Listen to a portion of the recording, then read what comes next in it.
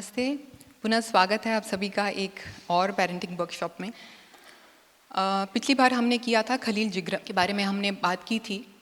तो उसमें हमने सुना था कि बच्चे आपके बच्चे नहीं हैं, और बहुत सुंदर उपमा दी थी कि वो तीर हैं जो छोड़े जाते हैं, आप धनुष हैं, और वो जो तीर है उसको चलाने वाला वो अदृश्य, वो शक्ति है, और वही अदृश्य शक्ति आपको धनुष के रूप में मोड़ती है ताकि उस तीर को गति मिल सके।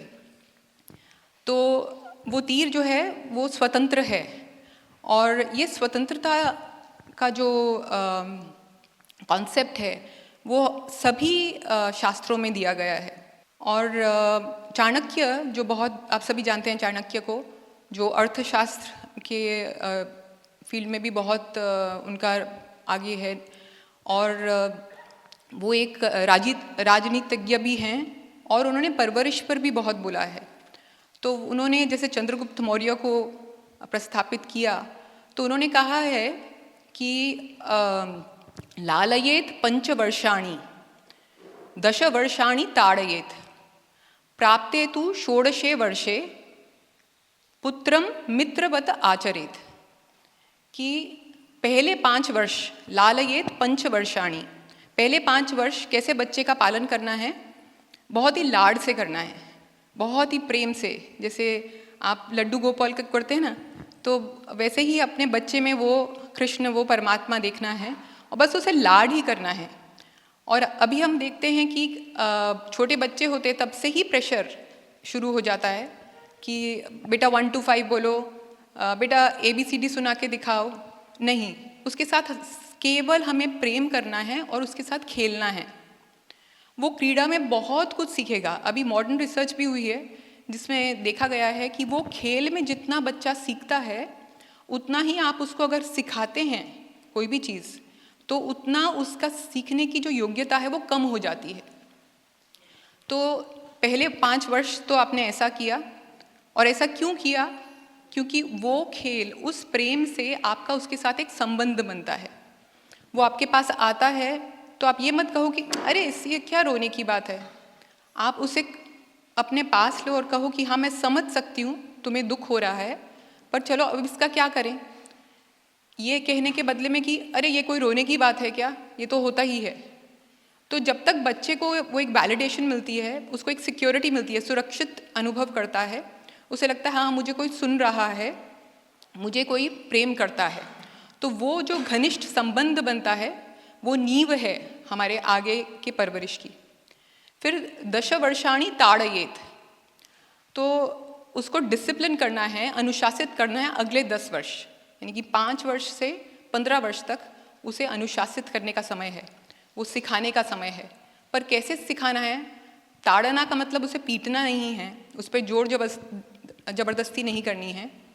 और क्योंकि अगर मान लो आपने जोर जबरदस्ती करके या उसे कुछ पारितोषिक का लालच देकर, रिवॉर्ड और पनिशमेंट यही 2 तरीके होते हैं, तो या दंड या कुछ पुरस्कार, दोनों से अगर आपने उसने आपकी बात मान भी ली, तो उसने आपको माना है पर आपकी बात को नहीं माना है।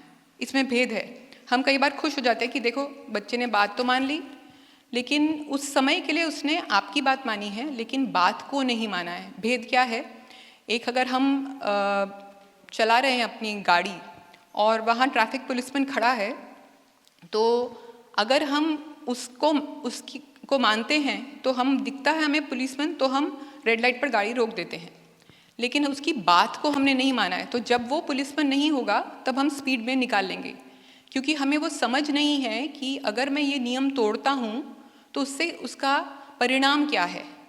हम वैसे ही बच्चे को जब सिखाते हैं तो हम दंड दिखाते हैं या फिर पुरस्कार दिखाते हैं, लेकिन उसका एक्चुअल परिणाम क्या होगा वो हम नहीं उसे दिखा पाते।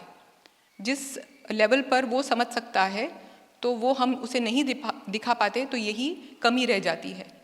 और इस शिक्षण के बाद प्राप्ते तु षोडशे वर्षे, 16 साल के हुए तो क्या करना है?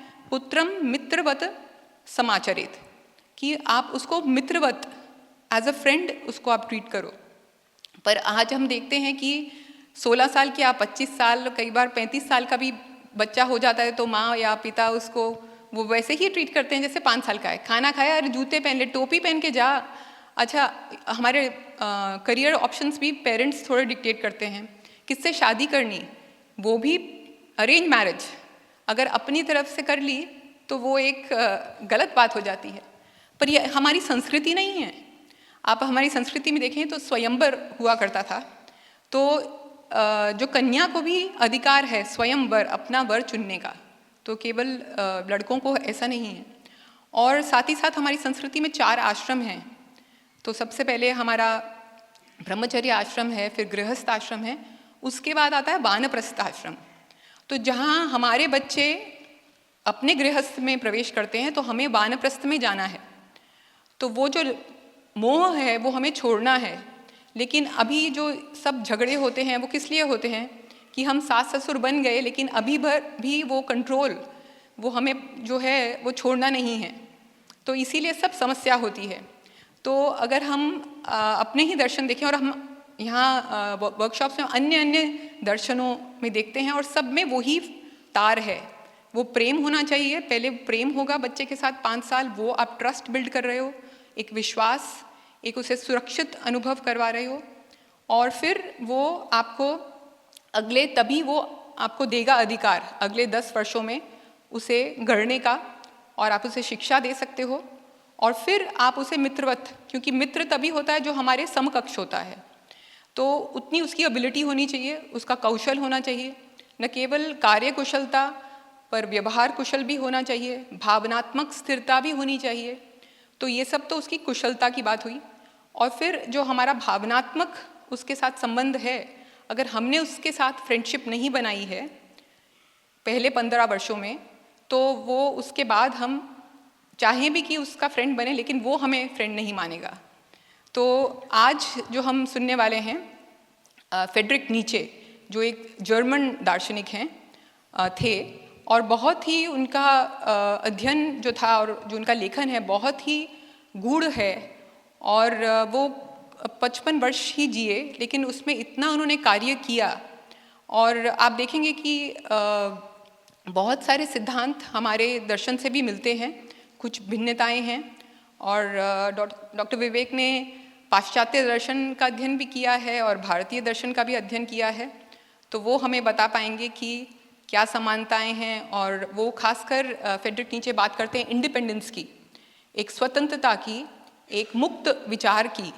और जो हम आपने बाहर से आप अंदर आए तो आपने देखा भेड़ बनी हुई थी, तो एक व्यक्ति देख रहा है, यहाँ पे भी है, तो हम भेड़ चाल में चलते हैं, सभी करते हैं, इसलिए करना है क्योंकि सब हमेशा भय रहता है, या तो ये मिलेगा नहीं या मैं दंडित होऊंगा। तो पुरस्कार और दंड, इसी पर हम चलते हैं और भेड़ के साथ चलते हैं।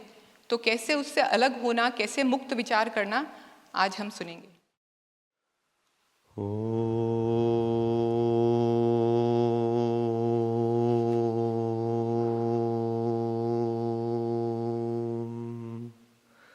सहनाववतु सहनौ भुनक्तु सह वीर्यं करवावहै तेजस्विनावधीतमस्तु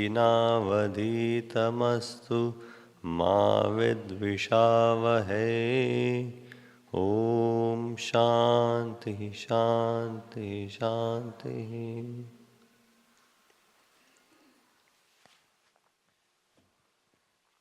सभी का स्वागत है इस कार्यशाला में। और जैसे आपने सुना, आज हम ये पुस्तक लेंगे 10 स्पोक ज़राथुस्त्रा। ज़राथुस्त्रा जो पारसी का आपने आज सुना ना, पारसी जो धर्म है उनका अनुकरण करते हैं। उनके प्रॉफिट मतलब उनके मसीहा, उनके जो मुख्य संत हुए, और ये उनका कैरेक्टर सिर्फ लिया है फ्रेडरिक नीचे ने, जो जर्मन दार्शनिक थे। उनकी भाषा बहुत गूढ़ भी है और कलात्मक भी है। कविता में लिखते हैं, कविता और गद्य पद्य दोनों मिलके, जैसे खलील जिब्रान लिखते थे। तो खलील जिब्रान, मुझे तो ऐसा लगता है कि फ्रेडरिक नीचे से उनको प्रेरणा मिली है ऐसे विचारों की और लिखने की कला के लिए भी। तो उन्होंने सिर्फ पारसियों के जो मुख्य प्रॉफिट मतलब देवदूत है ना, मसीहा जो थे, उनका नाम लिया है ज़रथुस्ट्रा, लेकिन कही है अपनी बात। कहने का तात्पर्य ये है कि जो पारसी हुए ज़रथुस्ट्रा, उन्होंने बात की थी गुड और इविल की, मतलब दो द्वंद्व है ना, कि जैसे हमारे देव और असुर होते हैं, कई कॉन्सेप्ट्स, कई विचार मिलते जुलते हैं। जैसे हमारे में देव और असुर वहाँ भी है। ईरान, इराक में जहाँ पारसियों का धर्म फैला था, वहाँ उनमें भी यही विचार मिलते हैं आपको, थोड़े उल्टे मिलते हैं। तो इनमें फ्रेडरिक नीचे इसलिए उनका उदाहरण लिया, उनका व्यक्तित्व लिया है, क्योंकि जिन्होंने ये बात रखी थी द्वंद्व की, वही अब बात करेंगे द्वंद्व से मुक्त होने की, ऐसा विचार है उनका। तो ये आप चित्र यहाँ देख रहे हो कि एक बच्चा देख रहा है कि भेड़ चाल कहाँ जा रही है ना। अभी ये पुस्तक है, उसका हिंदी अनुवाद भी हुआ है, मैंने तो अभी देखा कि उसका हुआ है कि नहीं, तो हुआ है, आप पढ़ सकते हो। लेकिन मुख्य बात यह है कि जब आप समझोगे कि वो क्या कहना चाहते हैं, क्योंकि कई बातें आप समझ नहीं पाओगे और शायद समझोगे तो सहमत भी नहीं होगे, है ना, और अंदर क्रोध भी आएगा। इसलिए मैं सावधानी से ये वर्कशॉप करूँगा, क्योंकि कई ऐसी बातें हैं जो आप सुनोगे, आपको अंदर एक विद्रोह जैसा एक भाव आएगा कि ये तो हो ही नहीं सकता, ऐसा तो हो ही नहीं सकता। और लेकिन उनका उद्देश्य ये है कि आपको शांति देना उद्देश्य नहीं है, आपको विचलित करना ही हमारा उद्देश्य है। दर्शन का उद्देश्य ये है। अगर आप सोचते हो कि यहाँ आके आपको शांति मिलेगी, शांति मंदिर में, तो मिल सकती है, लेकिन वो शांति शाश्वत शांति है। आपको कंफर्ट मानी अभी के लिए शांति सुनने में अच्छा लगता है, ऐसा तो कुछ नहीं मिलेगा। सुनने में शायद अच्छा ना भी लगे, कड़वा भी लगे, लेकिन कहने की शैली इतनी कलात्मक है, इतनी रोचक है कि आपको पता भी नहीं चलेगा कि आपको कड़वी दवाई दी गई है ना। तो यही कला है, यही दर्शन का उद्देश्य है। अच्छा, यहाँ आप देख रहे हो एक कई चित्र मैंने रखे, लेकिन पहला जो चित्र है शीप है ना, तो सब भेड़ सब एक साथ चल रहे हैं, भेड़ चाल जिसको कहते हैं हम। ठीक है, अभी इसके लिए हम ये पुस्तक से ही प्रारंभ करते हैं कि पुस्तक का बैकग्राउंड, मतलब उसकी कहानी क्या है। तो कहानी उन्होंने बनाई है ऐसी कि ज़रथुस्ट्रा 10 वर्ष अपने ऊपर गए थे पर्वत पे, और 10 वर्ष उन्होंने एकांत में समय बिताया। जैसे वो खलील जिब्रान का नहीं था, वैसे ही थोड़ा है, लेकिन थोड़ा भिन्न है। ये ऊपर गए थे, तो ऊंचाई पे गए थे, और 10 वर्ष उन्होंने एकांत में बिताए। फिर उनको कुछ विचार आए, तो उनको लगा कि शायद मैं अपने पास ही रखूं, लेकिन फिर सोचा कि नहीं, ऐसा तो नहीं होता। उन्होंने अपने ऊपर आकाश में देखा, तो तारे हैं आकाश में। अगर धरती नहीं होती तो तारों का क्या महत्व है, तारे अपना प्रकाश कहाँ दे सकते अगर धरती नहीं होती तो उन्होंने सोचा कि चलो हम ऊपर से नीचे आएंगे, पर्वत से नीचे आएंगे, और क्या पेरेंटिंग वर्कशॉप्स करेंगे पर्वत से नीचे आएंगे और हम लोगों से साझा करेंगे अपने विचार। तो नीचे आए, कुछ विचार उन्होंने रखे, मार्केट प्लेस मतलब बाजार में आए, तो भीड़ थी ना, तो उन्होंने अपने विचार रखे। तो किसी ने ना तो सुना ना तो समझा, और उनको ऐसी प्रतिक्रिया उनको झेलनी पड़ी कि उनको लगा कि इनसे तो ना बात करे तो ही ठीक है, कुछ समझने के लिए तो तैयार है नहीं। तो फिर आगे गए, और फिर उन्होंने सोचा कि ऐसे जो लोग हैं जिनसे मैं बात कर सकूं, जो खुले दिमाग के हो, जैसे हमने बात की थी ना ग्रोथ माइंडसेट, वैसे कि जो खुले ओपन माइंडसेट वाले हो, जो खुल के बात सुन सके, जो जीवन में उत्साह रखते हैं। उन्होंने एक शब्द भी लिखा है सेलिब्रेंट्स, अभी है कहीं तो, कि ऐसे लोग हो जो सेलिब्रेट करें लाइफ को, उत्सव मनाए जीवन में। हमेशा दुखी रहे, शिकायत करते हैं, दूसरों को दंडित करते हैं या आरोप दूसरे पे डालते रहे, इसकी वजह से दुखी हूँ, उसकी वजह से दुखी हूँ। ऐसे लोगों से मुझे बात नहीं करनी, क्योंकि वो विचार समझ नहीं पाएंगे मेरा, वो मुझे ही अपना दुश्मन मानेंगे। तो इससे अच्छा मैं ऐसे लोगों को चुनूं कि जो जीवन को एक उत्सव मानते हैं, और नाचते हैं, गाते हैं। तो उन्होंने ऐसे कुछ लोगों को चुना। उनके उससे पहले उन्होंने एक वाक्य बोला जो मैं आपसे शेयर करना चाहता हूँ। No shepherd and one herd. Herd मतलब जो भीड़ होती है ना, जैसे घेटो ही बोलते हैं ना, ये भीड़ होती है। तो उसमें शेफर्ड होता है जो उनका मुख्य होता है, जो उनको चलाता है। लेकिन उन्होंने जो देखा बाजार में, वहाँ सिर्फ भीड़ थी, लेकिन कोई नेता था ही नहीं, कोई इनको आगे नहीं ले जाया था, कोई इनको दिशा निर्देश नहीं कर रहा था, कोई दिशा बताने वाला था ही नहीं, सिर्फ एक भीड़ थी। आप देख रहे हो ना यहाँ, वही जो हम देखते हैं प्रकृति में। तो ये प्राकृतिक है। फिर उन्होंने क्या कहा, एवरीवन वांट्स द सेम। सब एक ही चीज चाहते हैं, जो भी हो वो, है ना। अभी मैं आपको साइकोलॉजी का रिसर्च भी बताऊंगा कि कैसा ये है। ये सत्य है। एवरीवन इज इक्वल, सबको एक समान बनना है। इक्वालिटी, समानता का हमें एक रोग है कि सब एक जैसे हो, क्लोन्स हो सब।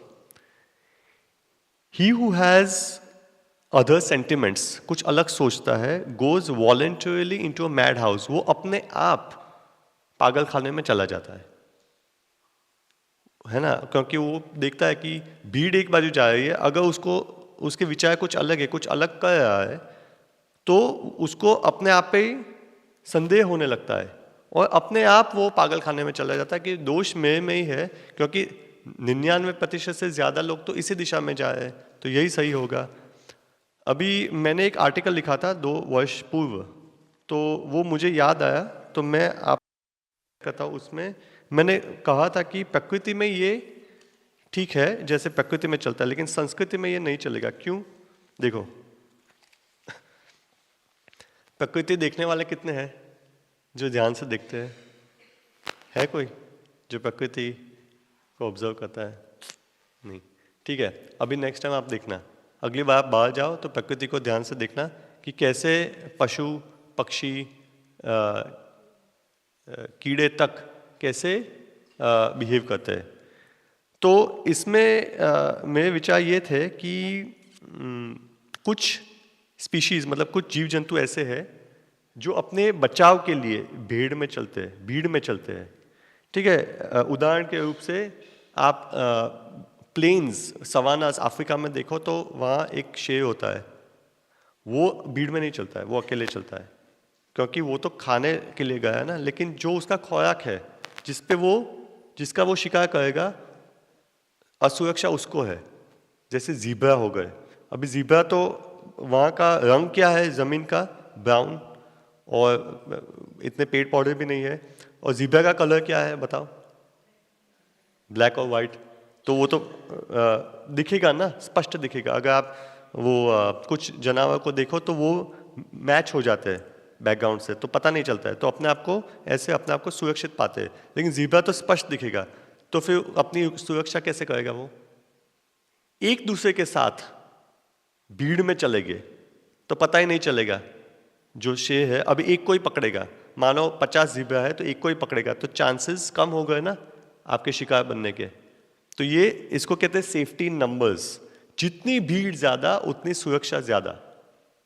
ठीक है, तो ये हुआ ज़ीब्रा। कुछ और उदाहरण मैंने दिए हैं। सिर्फ उस पशु में नहीं, आप मछली में भी देखोगे, फिश में कई फिश है, जैसे गपीज का एक फिश है, तो देखना यूट्यूब पे जाके वीडियोस भी देखना, हमने तो लाइव भी कहीं देखी है।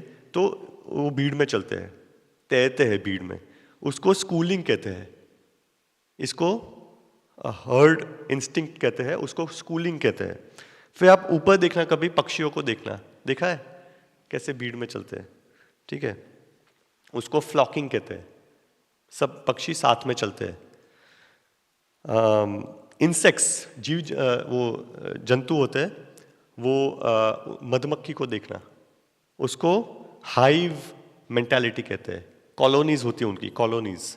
तो वो आप देखना कि साथ में ही चलते हैं, कोई अकेला नहीं होता है। ठीक है, वो मधुमक्खी में टर्माइट्स, मतलब दीमक में भी दिखाई देगा आपको, और चींटी होते हैं उसमें भी दिखाई देगा, वो ऐसे चलते हैं एक साथ। तो ये प्राकृतिक है। तो हमारे डीएनए, मतलब हमारे अंतर्गत हमारे रक्त में ये है कि जितना हम भीड़ के साथ चलेंगे उतना सुरक्षित अपने आप को पाएंगे।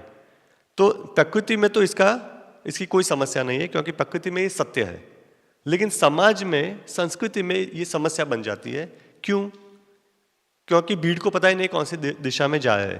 तो चाणक्य की बात है, तो चाणक्य का एक वाक्य है कि गलत दिशा में चलती हुई भीड़ का हिस्सा बनने से बेहतर है कि सत्य के मार्ग पे हम अकेले चले, है ना।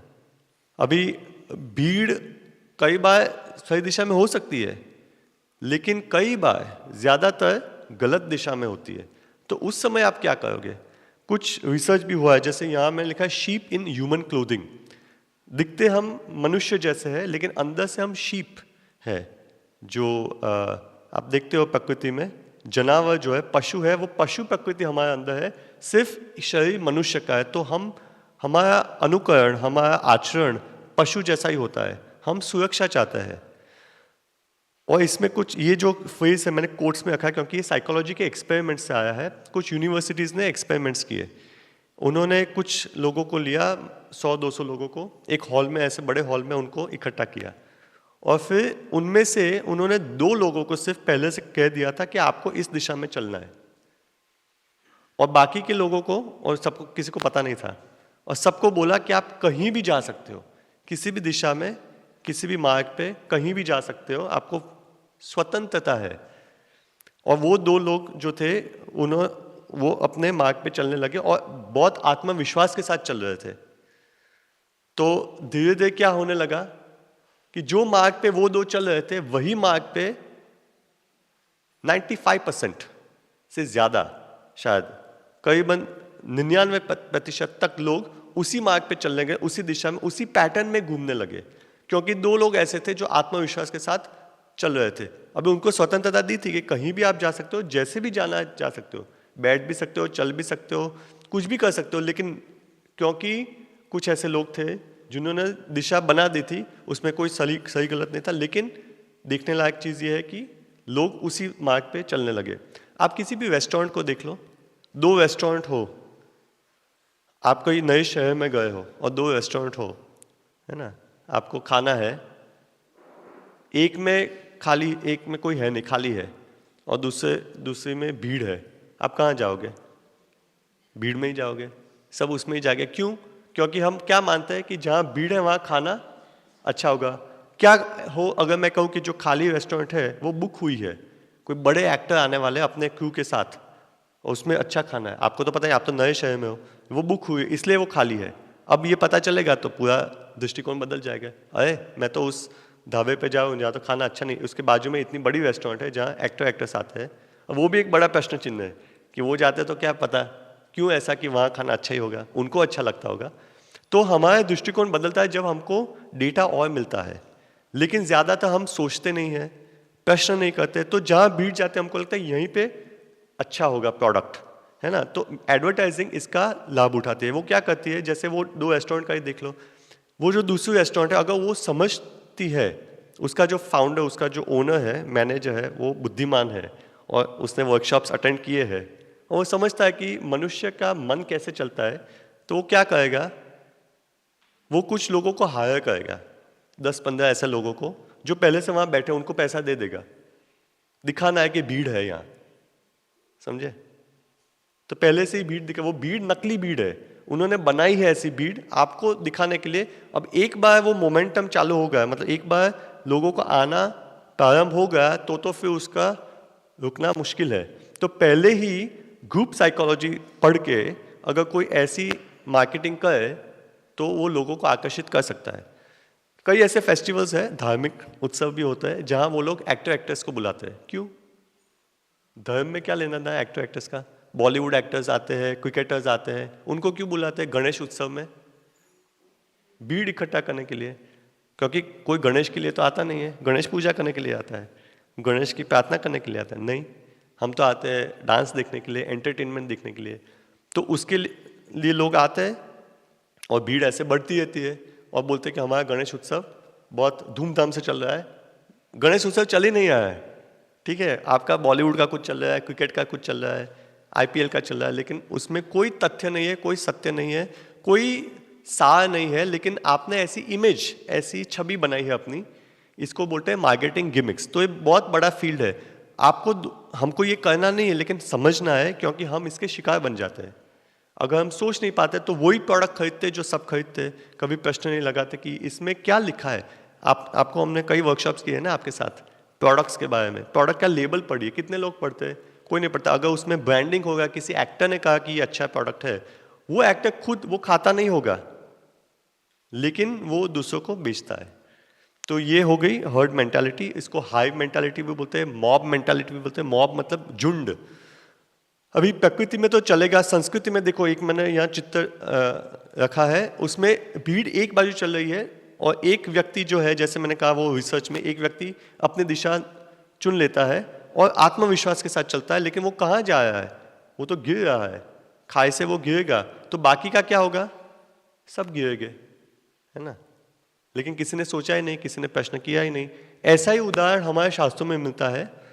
ये थोड़ा अलग उदाहरण मिलता है, सार यही है, अंधे नैव नियमाना यथा अंधा।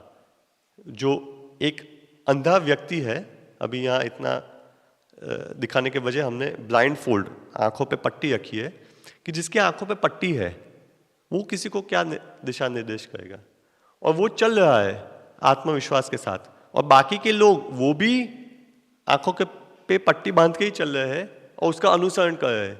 तो उनकी गति, उनकी दिशा किस रूप की होगी? आप सोचिए, कहाँ जाएंगे वो? उनकी जीवन में वो कहाँ पहुँचेंगे? आप सोचो, यहाँ से आप निकलो और आपके पास कोई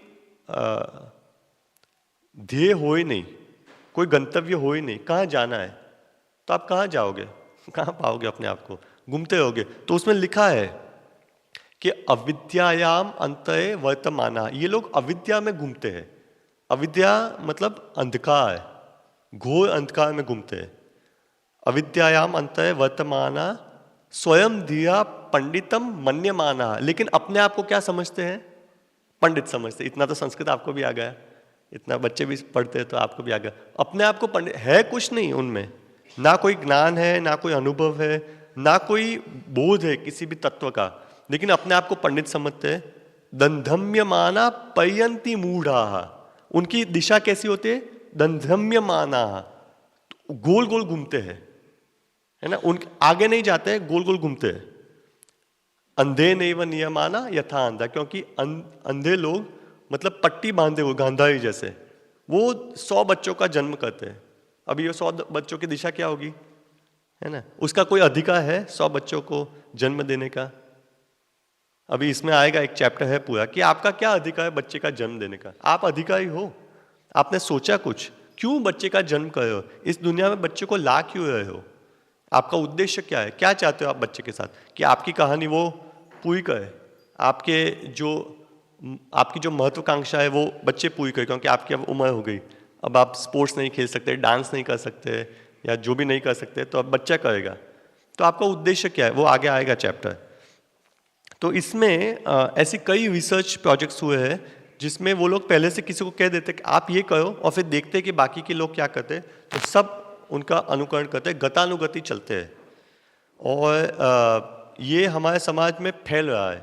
क्यों? सोशल मीडिया के कारण, है ना। सोशल मीडिया में एक शब्द है इन्फ्लुएंसर्स, सुना है? इन्फ्लुएंसर्स मतलब आपको इन्फ्लुएंस करते हैं, आप पे उनका प्रभाव होता है। वो कहते हैं कि आपको क्या करना है, कैसे कपड़े पहनने हैं, क्या खाना है, सुबह उठ के क्या करना है, शाम को क्या करना है, कौन सी पार्टी में जाना है। और आपको एक सोशल एंग्जाइटी होती है। सोशल एंग्जाइटी मतलब अंदर से व्याकुलता होती है कि मैं रह जाऊंगा।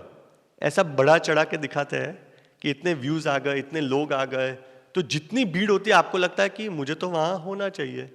मैं यहाँ क्या कर रहा हूँ बैठे बैठे वर्कशॉप में, या ये पढ़ रहा हूँ, पुस्तक पढ़ रहा हूँ शांति से, या कुछ शांति से बैठा हूँ प्रकृति में, पक्षी देख रहा हूँ। और वर्कशॉप में तो बोलते हैं पक्षियों को देखो, कीड़ों को देखो, मधुमक्खी को देखो, और यहाँ इतनी बड़ी पार्टी चल रही है। वो पार्टी में कुछ है नहीं, लेकिन एडवर्टाइजिंग सोशल मीडिया से तो ये बहुत ज़्यादा बढ़ गया है।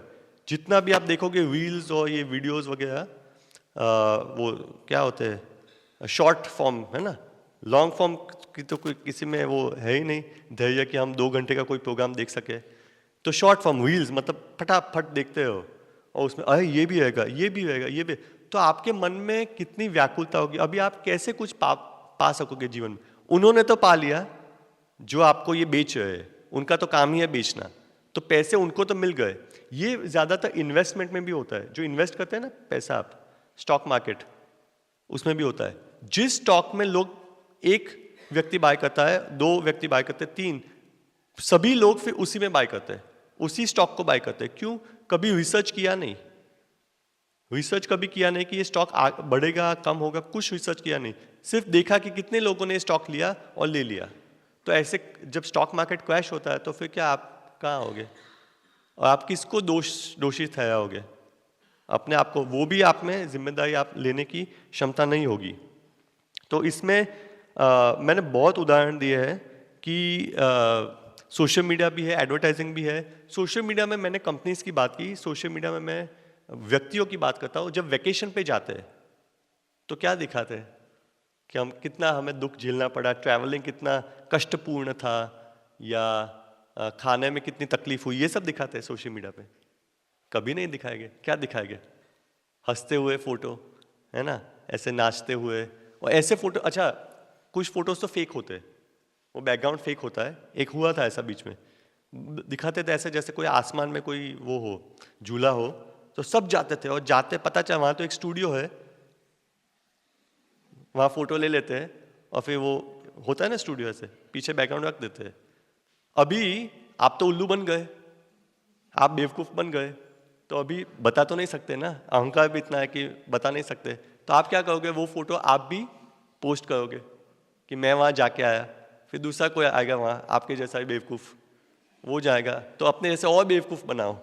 तो ऐसे मूर्खता बढ़ती जाती है दुनिया की, और सब उसमें जाते हैं, और सबको पता है जाने के बाद कि ये गलत है, फिर भी अभी बोल तो नहीं सकते। अहंकार, हमारा ईगो तो इतना बड़ा है, हम तो वहां जाके आए, इतना पैसा भी खर्च किया, तो पैसा खर्च किया तो बताना पड़ेगा कि उसका वसूल तो करना पड़ेगा पैसा।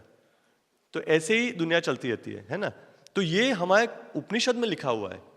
ये सिर्फ ऐसा नहीं कि मैं देख रहा हूं समाज में, लेकिन प्रमाण भी मैं आपको दे रहा हूं कि उपनिषद में भी लिखा है कि दंधम्यमाना पर्यंती मूढ़ा, मूर्ख लोग हैं ऐसे। सुनने में कड़वा लगेगा लेकिन सुन लो, मैं आपकी बात नहीं कर रहा क्योंकि आप तो समझदार, आप तो यहाँ आए हो, मैं आपके पड़ोसी की बात कर रहा हूँ, ठीक है। वो मूर्ख लोग हैं जो ऐसे घूमते रहते, कभी भी पूछते नहीं है कि कहाँ जा रहे हैं लोग। तो उनकी दिशा, उनकी गति और उनका गंतव्य स्थान ऐसा होगा जो खुद उन्होंने सोचा नहीं होगा, और नीचे जाएंगे, है ना, उनका पतन होगा, उनकी अधोमार्ग पे वो जाएंगे। तो ये है। तो मैंने रिसर्च भी आपको दिखाया। अच्छा, इसमें हम जाते हैं पहले चैप्टर में, फिर मैं आपको बताऊंगा कि इसका विपरीत क्या है, फ्री थिंकिंग, जिस पे हम ये वर्कशॉप करने वाले हैं। तो फ्रेडरिक नीचे ने कहा कि चलो उनको कुछ गिने चुने मिले लोग जो जीवन को उत्सव बनाने के लिए तैयार थे। तो कहते चलो उनको बाद में जाके मैं आपको बताता हूँ, बाद में जाके स्पॉइलर अलर्ट मतलब आप पुस्तक पढ़ोगे तो आपको लगेगा कि तो पहले ही हमको बता दिया। तो मैं बता देता हूँ कि अंत में वो देखते हैं कि जो उनके पास आए थे ना गिने चुने, वो भी किसी योग्य नहीं है। तो ठीक है, लेकिन अभी उनको लगा तो वो उनकी बात उनसे साझा करते हैं। तो पहला ही चैप्टर 3 मेटामॉर्फोसिस, 3 बार बदलाव आता है व्यक्ति में, या आना चाहिए, ठीक है। तो पहला है कि जब बच्चा जन्म लेता है तो उनको उपमा देते हैं एक ऊंट की। ऊंट रेगिस्तान में होता है और वहाँ कष्ट होता है, और ऊंट नीचे बैठता है और कहता है कि मुझ पे रखो बोझ, भार रखो। तो ये आवश्यक है। बच्चा आपका जो है, हमें बच्चे को ट्रेन करना है। अगर हम पॉटी ट्रेनिंग देंगे ही नहीं तो वो यहीं पे स्वतंत्रता उसकी यहाँ पे वो दर्शाएगा, ठीक है। तो कुछ ट्रेनिंग समाज की आवश्यक है, अनुशासन आवश्यक है। लेकिन देखो एक स्टेजेस होते हैं, पड़ाव होते हैं, एक प्रक्रिया का एक समय होता है। उससे ज्यादा या उससे कम करोगे तो हानि होगी, बच्चे की भी और आपकी भी।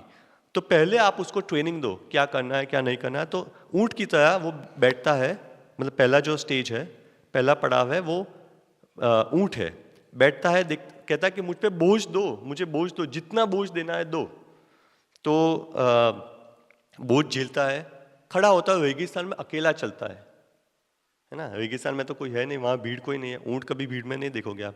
अकेला चलता है, तो अकेला जब चलता है और कष्ट का अनुभव करता है ना, प्यास लगती है और पानी नहीं होता है, आजू बाजू देखते हैं कोई होता नहीं है, सुरक्षा है नहीं, कोई उसको मार्गदर्शन देने वाला है नहीं, जब ऐसी अवस्था आ जाती है तो वो ऊंट एक वाघ में, लायन में परिवर्तित हो जाता है। ऐसा उन्होंने एक कलात्मक रूप से कहा है कि कवि है ना, तो ऐसे बोल के वाघ बन जाता है वो। अभी ये ओरिजिनल जो भाषा है, मुख्य भाषा जिसमें लिखी गई थी वो जर्मन है। मुझे जर्मन नहीं आती है तो मैंने अंग्रेजी अनुवाद पढ़ा है, हिंदी अनुवाद भी उपलब्ध है, तो थोड़ा बहुत लेकिन सार समझ में आ जाता है कि वाघ बन जाता है। अभी वाघ किसी से डरता नहीं है और वो एक ड्रैगन को देखता है। ड्रैगन चीन के लिटरेचर में, साहित्य में बहुत आपको दिखेगा ड्रैगन।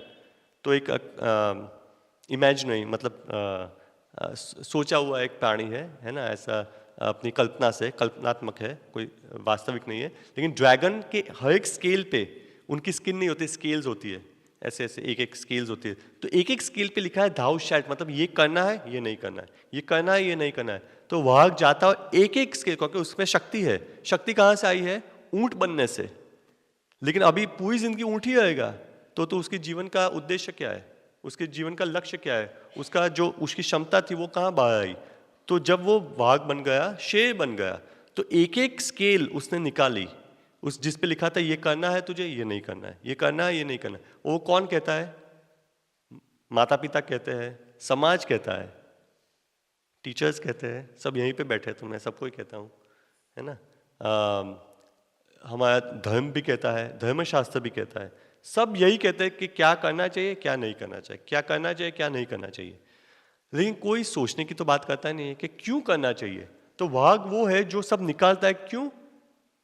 ऐसे सिर्फ विद्रोह करने के लिए नहीं, क्योंकि वो प्रश्न पूछता है कि ये मुझे क्यों करना चाहिए, प्रश्न पूछता है। और जैसे ही वो प्रश्न पूछता है, एक एक निकलते जाते हैं, और अंतिम स्केल जब निकलता है तो वाघ परिवर्तित होता है एक बच्चे में, एक नादान मासूम, एक खिलते फुलते खेलते हुए बच्चे में परिवर्तित होता है, जो उन्होंने एक उपमा दी है सेल्फ प्रोपेल्ड व्हील, मतलब एक पहिए की तरह चलता है जिसको कोई धक्का नहीं दे रहा है, वो स्वयं अंदर से प्रेरित होते हुए चलता है आगे। उसको प्रेरणा कहाँ से मिलती है? अंदर से। किसी ने कहा इसलिए नहीं करता है, आपने कहा पढ़ो इसलिए नहीं पढ़ता। वो पढ़ता क्यों है या पढ़ती क्यों है? उसको अच्छा लगता है, उसको कुछ जानना है, सीखना है, समझना है, उसको प्रयोग करना है, उसको जीवन का रंग स्वाद चखना है, रंग देखना है कि जीवन क्या है, मैं कौन हूं, ये सब क्या है। तो ये सोच उसमें जागृत हो जाती है, उसमें विचार जागृत हो जाते हैं। तो उसको कोई मोटिवेशन की, ये सब चलते हैं ना मोटिवेशन चैनल्स सोशल मीडिया पे, कोई ज़रूरत नहीं मोटिवेशन की ऐसे व्यक्ति को। वो अंदर से मोटिवेट, इंस्पायर होता है वो अंदर से। अभी हम बच्चों को ले गए थे कहीं नंदीग्राम में, है ना, तो वहाँ एक बड़ा गोरखनाथ का एक आर्ट पीस था, पेंटिंग था, इतना सुंदर था। और बच्चों को ही मैंने पूछा कि इसमें आपको क्या अलग दिख रहा है, कुछ अलग दिख रहा है? तो बच्चे ही बोले अलग तो दिख रहा है। क्यों? सबने एक ही बात बोली, कॉपी नहीं किया हुआ है। क्योंकि गोरखनाथ का कोई पेंटिंग था ही नहीं, हो गए एक दो, लेकिन ये जो था वो यूनिक था, विलक्षण था। तो अगर आपने कॉपी नहीं किया, ये पेंटर ने अगर कॉपी नहीं किया है तो कहाँ से आया?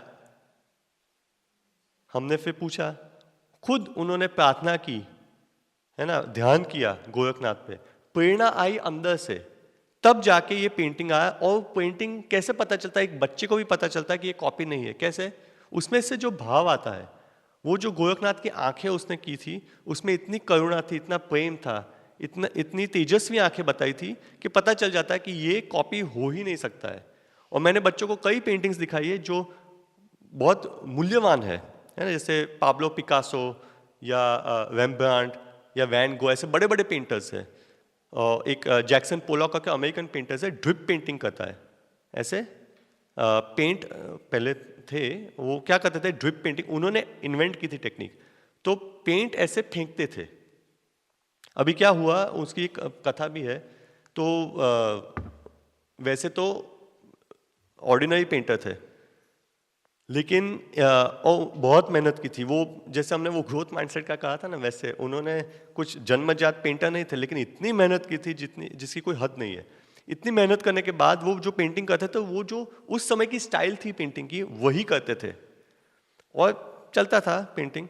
लेकिन एक बार वो ऐसे खड़े थे और उनके ब्रश से पेंट गिरा नीचे, और उन्होंने देखा कि जो पेंट गिरा, उस समय वो कुछ सोच रहे होंगे या पता नहीं निर्विचार स्थिति में भी हो सकते हैं, तो उसमें पैटर्न देखी उन्होंने। अभी पैटर्न देखी, इसका मतलब क्या कि उनका मन एकाग्र था। वो जो अभ्यास उन्होंने किया था, कैमल है ना, ऊंट की तरह अभ्यास जो किया था, जो बोझ झेला था, उन परिस्थितियों से गुजरते हुए उनमें वो एकाग्रता आ गई थी। कष्ट झेला था ना जीवन में, तो एकाग्रता आ गई थी, चित्त की एकाग्रता आ गई थी। तो उन्होंने देखा कि इसमें तो पैटर्न है। पैटर्न देखा तो उनको लगा कि चलो मैं ट्राई करता हूँ, और ऐसे पेंट फेंकने लगे तो पता चला कि ये तो पैटर्न में नीचे गिरता है। तो उन्होंने पूरी पैटर्न से एक बनाया, उसको ड्रिप पेंटिंग बोलते। आप देखोगे सिर्फ देखने में अच्छा लगेगा, बाकी समझ में कुछ नहीं आएगा। और ऐसे फिर उनके पेंटिंग्स बनते गए, और उनका भाव अभी इतना है कि हम खरीद ही नहीं सकते। म्यूजियम में पड़ा है कहीं, और म्यूजियम्स ने भी बड़े बड़े म्यूजियम से लिया है, करोड़ों में लिया है एक पेंटिंग। अभी उनके कॉपी पेंटिंग्स बहुत मिलते हैं, उनका भाव कुछ नहीं है। आप ले लो 100, 200, 200 में, है ना, 100, 200, 1000 में आपको मिल जाएंगे पेंटिंग्स। क्यों? ये सब प्रश्न मैंने बच्चों को ही पूछा। आप बताओ, ये पेंटिंग देखो और ये पेंटिंग देखो, समान दिखते हैं, आपको कुछ पता नहीं चल जाएगा भेद क्या है। मन से पता नहीं चलेगा, लेकिन अंदर से पता चल जाएगा। क्योंकि जो पेंटिंग या जो कार्य आपने दिल से किया है, अंदर से प्रेरणा मिलते हुए किया है, वो दूसरों के दिल को भी छुएगा, वो स्पर्श करेगा आपके आंतरिक आत्मा को, अंतर आत्मा को स्पर्श करेगा। तो भीतर से पता चलेगा कि इसमें कुछ अलग है, लेकिन मन आपका समझ नहीं पाएगा कि क्या अलग है। तो आप मन की दृष्टि से देखोगे तो दो पेंटिंग में आपको फर्क, अंतर नजर नहीं आएगा, लेकिन अंदर से आपको पता चल जाएगा। तो जो पेंटिंग कॉपी है, उसका मूल्य इतना क्यों नहीं है? ये बच्चे भी जानते हैं और जवाब देते हैं, उत्तर बच्चे भी देते हैं। क्यों? क्योंकि वो कॉपी है, वो उनका है ही नहीं। वो किसी ने किया और किसी ने, आपने कॉपी कर लिया, क्या बड़ी बात है? वो तो स्किल है सिर्फ कॉपी करने की, है ना। लेकिन आपकी प्रेरणा क्या है? आपके जैक्सन पोलॉक ने तो अपने जीवन की कला, अपने जीवन का उद्देश्य या उनकी जो क्षमता थी, वो तो उन्होंने विकसित कर ली। और उन्होंने कहा भी कि जब मैं ये पेंटिंग्स बनाता हूँ तो मुझे लगता ही नहीं कि मैं बनाता हूँ, मैं ऐसे एक जोन में या ऐसे एक स्थिति में चला जाता हूँ जहाँ खालीपन होता है, और प्रकृति ही मेरे द्वारा ये पेंटिंग्स बनाती है। तो उन्होंने तो अपने जीवन का उद्देश्य पा लिया ये कला में, लेकिन जो बाकी के पेंटर्स है वो सिर्फ कॉपी ही करते रहेंगे। तो उनका क्या, उनकी निशानी क्या है, उनकी जो विशेषता है वो हमको कैसे पता चलेगी? तो उसका मूल्य क्या है? कुछ नहीं, है ना। मूल्य वही प्रोडक्ट जो ओरिजिनल है, स्वयंभू है, उसका मूल्य, स्वयंभू को हम प्रणाम करते हैं, उनकी पूजा करते हैं। लेकिन आप बनाओगे कुछ ऐसा ही तो उसका इतना मूल्य नहीं होगा। होता है ना, स्वयंभू जो शिवलिंग है वो ज्योतिर्लिंग है। बाकी आप ऐसा मंदिर बना दो, नाम रख दो त्र्यंबकेश्वर, लेकिन त्र्यंबकेश्वर बनेगा ही नहीं, क्योंकि वो स्वयंभू नहीं है ना। समझ में आया?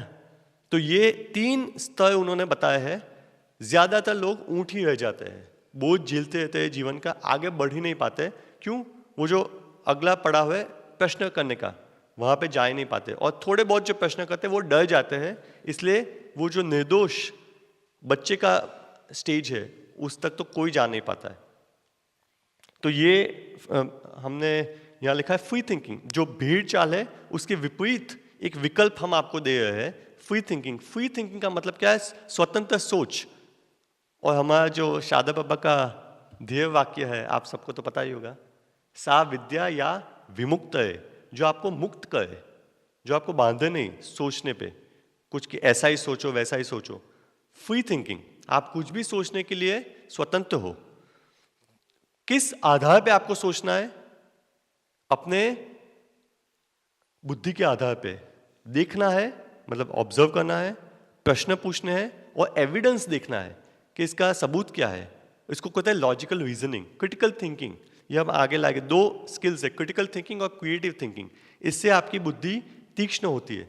ज्यादातर लोग जो चुनते हैं जीवन में, वो इसीलिए चुनते हैं कि भावात्मक हो जाते हैं, कि ये सब चल रहा है तो चलो मैं भी वही कर लेता हूँ, सब डॉक्टर बन रहे हैं तो मैं भी बच्चे को डॉक्टर ही बनाता हूँ। क्यों? क्योंकि डॉक्टर में पैसा है। लेकिन बच्चा अभी मछली है, वो तैरना चाहती है और आप उसको उड़ने का बोल रहे हो, वो हो ही नहीं सकता।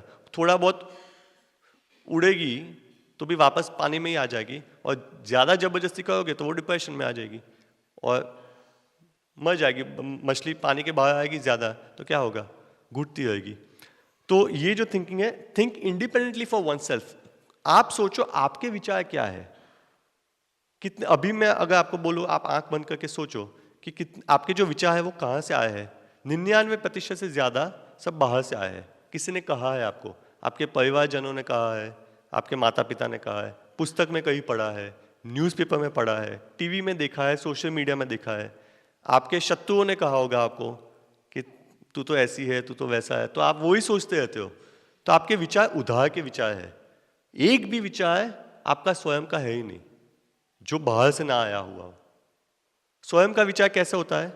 जैसे मैंने एक उदाहरण दिया आपको, वो पेंटिंग, वो स्वयं का विचार था, वो कहीं समाज से नहीं आया था, वो आंतरिक प्रेरणा से आया था। वो ऐसी एक स्थिति या ऐसे एक स्थान से आया था भीतर से, जिसको कहते हैं चिदाकाश, जिसमें एक आकाश की तरह है, वहां से स्वयं भू होके वो विचार आया था, प्रकट हुआ था। एक विचार ऐसा, इसको प्रतिभा कहते हैं, है ना। तो हमारा शारदा प्रभा जो है ना, प्रभा मतलब प्रतिभा, एक सूरज की किरण जैसी होती है। वो सूरज आपके भीतर है, उसमें से एक किरण भी अगर आ जाए तो समाज को प्रकाशित कर सकती है। जिसने भी ये सब आप देखते हो ना, लाइट है, फोन है, ये सब जो हम इन्वेंशंस देखते हैं, इनोवेशंस देखते हैं, वो भीड़ चाल में नहीं बने थे। वो कोई एक व्यक्ति को एक विचार आया था, उसमें से इन सब का प्रादुर्भाव हुआ, इन सब की उत्पत्ति हुई, और फिर लोगों ने इनका अनुकरण करना शुरू किया। एक आईफोन आया, फिर सबने फोन खरीदने शुरू किए, आईफोन खरीदने शुरू किए, और आईफोन जैसे ही प्रोडक्ट्स बनाने शुरू किए। लेकिन आईफोन तो पहला ही था ना, और आईफोन ही रहेगा, आप जितने भी कॉपी कर लो। एक बल्ब आया, फिर सबने अपने अपने हिसाब से बल्ब बनाने शुरू कर दिए। एक किसी ने माइक्रोफोन बनाया, उसके पहले संगीत, जो शास्त्रीय संगीत है, लोग सोचते थे इसका भविष्य क्या है, शास्त्रीय संगीत का भविष्य क्या है, हमको सुनने में नहीं आता है। बैठक स्टाइल होती थी ना, तो 5, 10, 50 लोग ऐसे बैठे हैं बस। साउंड सिस्टम जब आया तो संगीत का पूरा भविष्य बदल गया, क्योंकि अब दूर दूर तक ध्वनि जा सकती थी। तबला प्लेयर पहले नीचे रखते थे, जैसे स्टेज पे कोई मुख्य गायक है और तबला नीचे, जो संगीत का है वो जानते होंगे, है ना। जैसे पंडित जस्सा जी पहले तबला प्लेयर थे, तो नीचे रखते थे तबला प्लेयर को खड्डे में। फिर पता चला कि तबला तो माइक साउंड सिस्टम से तबला की भी आवाज़ दूर तक जा सकती है, तो तबला प्लेयर तो मुख्य है, तो उनको साथ में रखने लगे। तो जिसने भी ये सब इन्वेंशंस किए हैं, उन्होंने समाज की दिशा बदल दी है, और समाज फिर उसी दिशा में जाता है। ठीक है, तो अगर हम चाहते हैं कि बच्चे कुछ नया करें जिससे समाज का लाभ हो, तो हमें उनकी जो सोच है वो अभी से परिवर्तित करनी पड़ेगी। कैसे? अपनी सोच में परिवर्तन लाओगे तो बच्चे की सोच में भी अपने आप परिवर्तन आएगा। नॉट फॉलो ब्लाइंडली, गतानुगति, अंधों की तरह हमें किसी का अनुकरण नहीं करना है। और ड्रिवन बाय क्लैरिटी, मन की स्पष्टता हो, नॉट बाय ग्रीड और फियर, लोभ और भय से हम कोई निर्णय ना ले, लेकिन अपनी मन की स्पष्टता से ले। और उसकी एक प्रक्रिया भी है, वो मैं बाद में आपको बताऊंगा। यहाँ मैंने उदाहरण लिया है कृष्ण भगवान का, उनके बाल्यकाल का। आप देखो कितनी लीला है उन्होंने की। हालांकि इससे भेद ये है कि कृष्ण भगवान अवतार थे, तो उनमें कोई परिवर्तन नहीं आता है। वो ऐसा नहीं कि ऊंट बने, फिर शेर बने और फिर बच्चे बने। वो हमेशा से ही बालक ही थे, और पहले से ही उनको बोध था। वो तो ज्ञान स्वरूप है ना। लेकिन उदाहरण के रूप में मैं आपको बता रहा हूं कि अगर हम उदाहरण के रूप में भी देख ले तो कृष्ण भगवान की लीला है। देखिए, ये जो सब मटकी, जो अपना मक्खन अपने घर में ही रखते थे, है ना, किसी के साथ हमें शेयर नहीं करना है, ऐसी मानसिकता थी गोकुल में। वो मानसिकता को तोड़ी। आप देखिए वो चित्र में बंदर भी है, कि बंदर भी कहते कि मुझे भी थोड़ा मक्खन दो। तो वो तोड़ते अपने आप के लिए नहीं, लेकिन समाज में बांटने के लिए। और सबको सिखाया कि आप इतने भय में मत जियो, आप शेयर करोगे आपका मक्खन बढ़ेगा, है ना, आपके पास जो है वो बढ़ेगा जितना आप शेयर करोगे। तो समाज का भय मिटाया एक ऐसी क्रिया करके जो उनसे पहले किसी ने नहीं की थी। मटके को तोड़ना। फिर बाकी के मित्र भी उनके आए ग्वाले और उनके साथ ही जुड़ गए उस लीला में। जिस पानी में कोई जाने को तैयार नहीं था, है ना, उस पानी में गए और कालिया के ऊपर उन्होंने विजय, ना केवल विजय पाए, उनके ऊपर उन्होंने नृत्य किया। तो जिस दिशा में कोई नहीं जाता था उस दिशा में गए और उससे समाज का लाभ हुआ कि समाज की हानि हुई? लाभ ही हुआ, क्योंकि वहां से जो विष था वो चला गया और कालिया का भी लाभ हुआ, है ना। कालिया को कहा कि तुम भी आगे बढ़ो, यहां मत रुको। कालिया ने क्या बोला कि मैं भयभीत हूं, गरुड़ मुझे खा लेगा। उन्होंने बोला गरुड़ तो मेरा वाहन है, मैंने तुम पे नृत्य किया, मैं अपने पग चिन्ह तुम्हारे सिर पे रखता हूं, गरुड़ तुम्हें अब कुछ नहीं करेगा।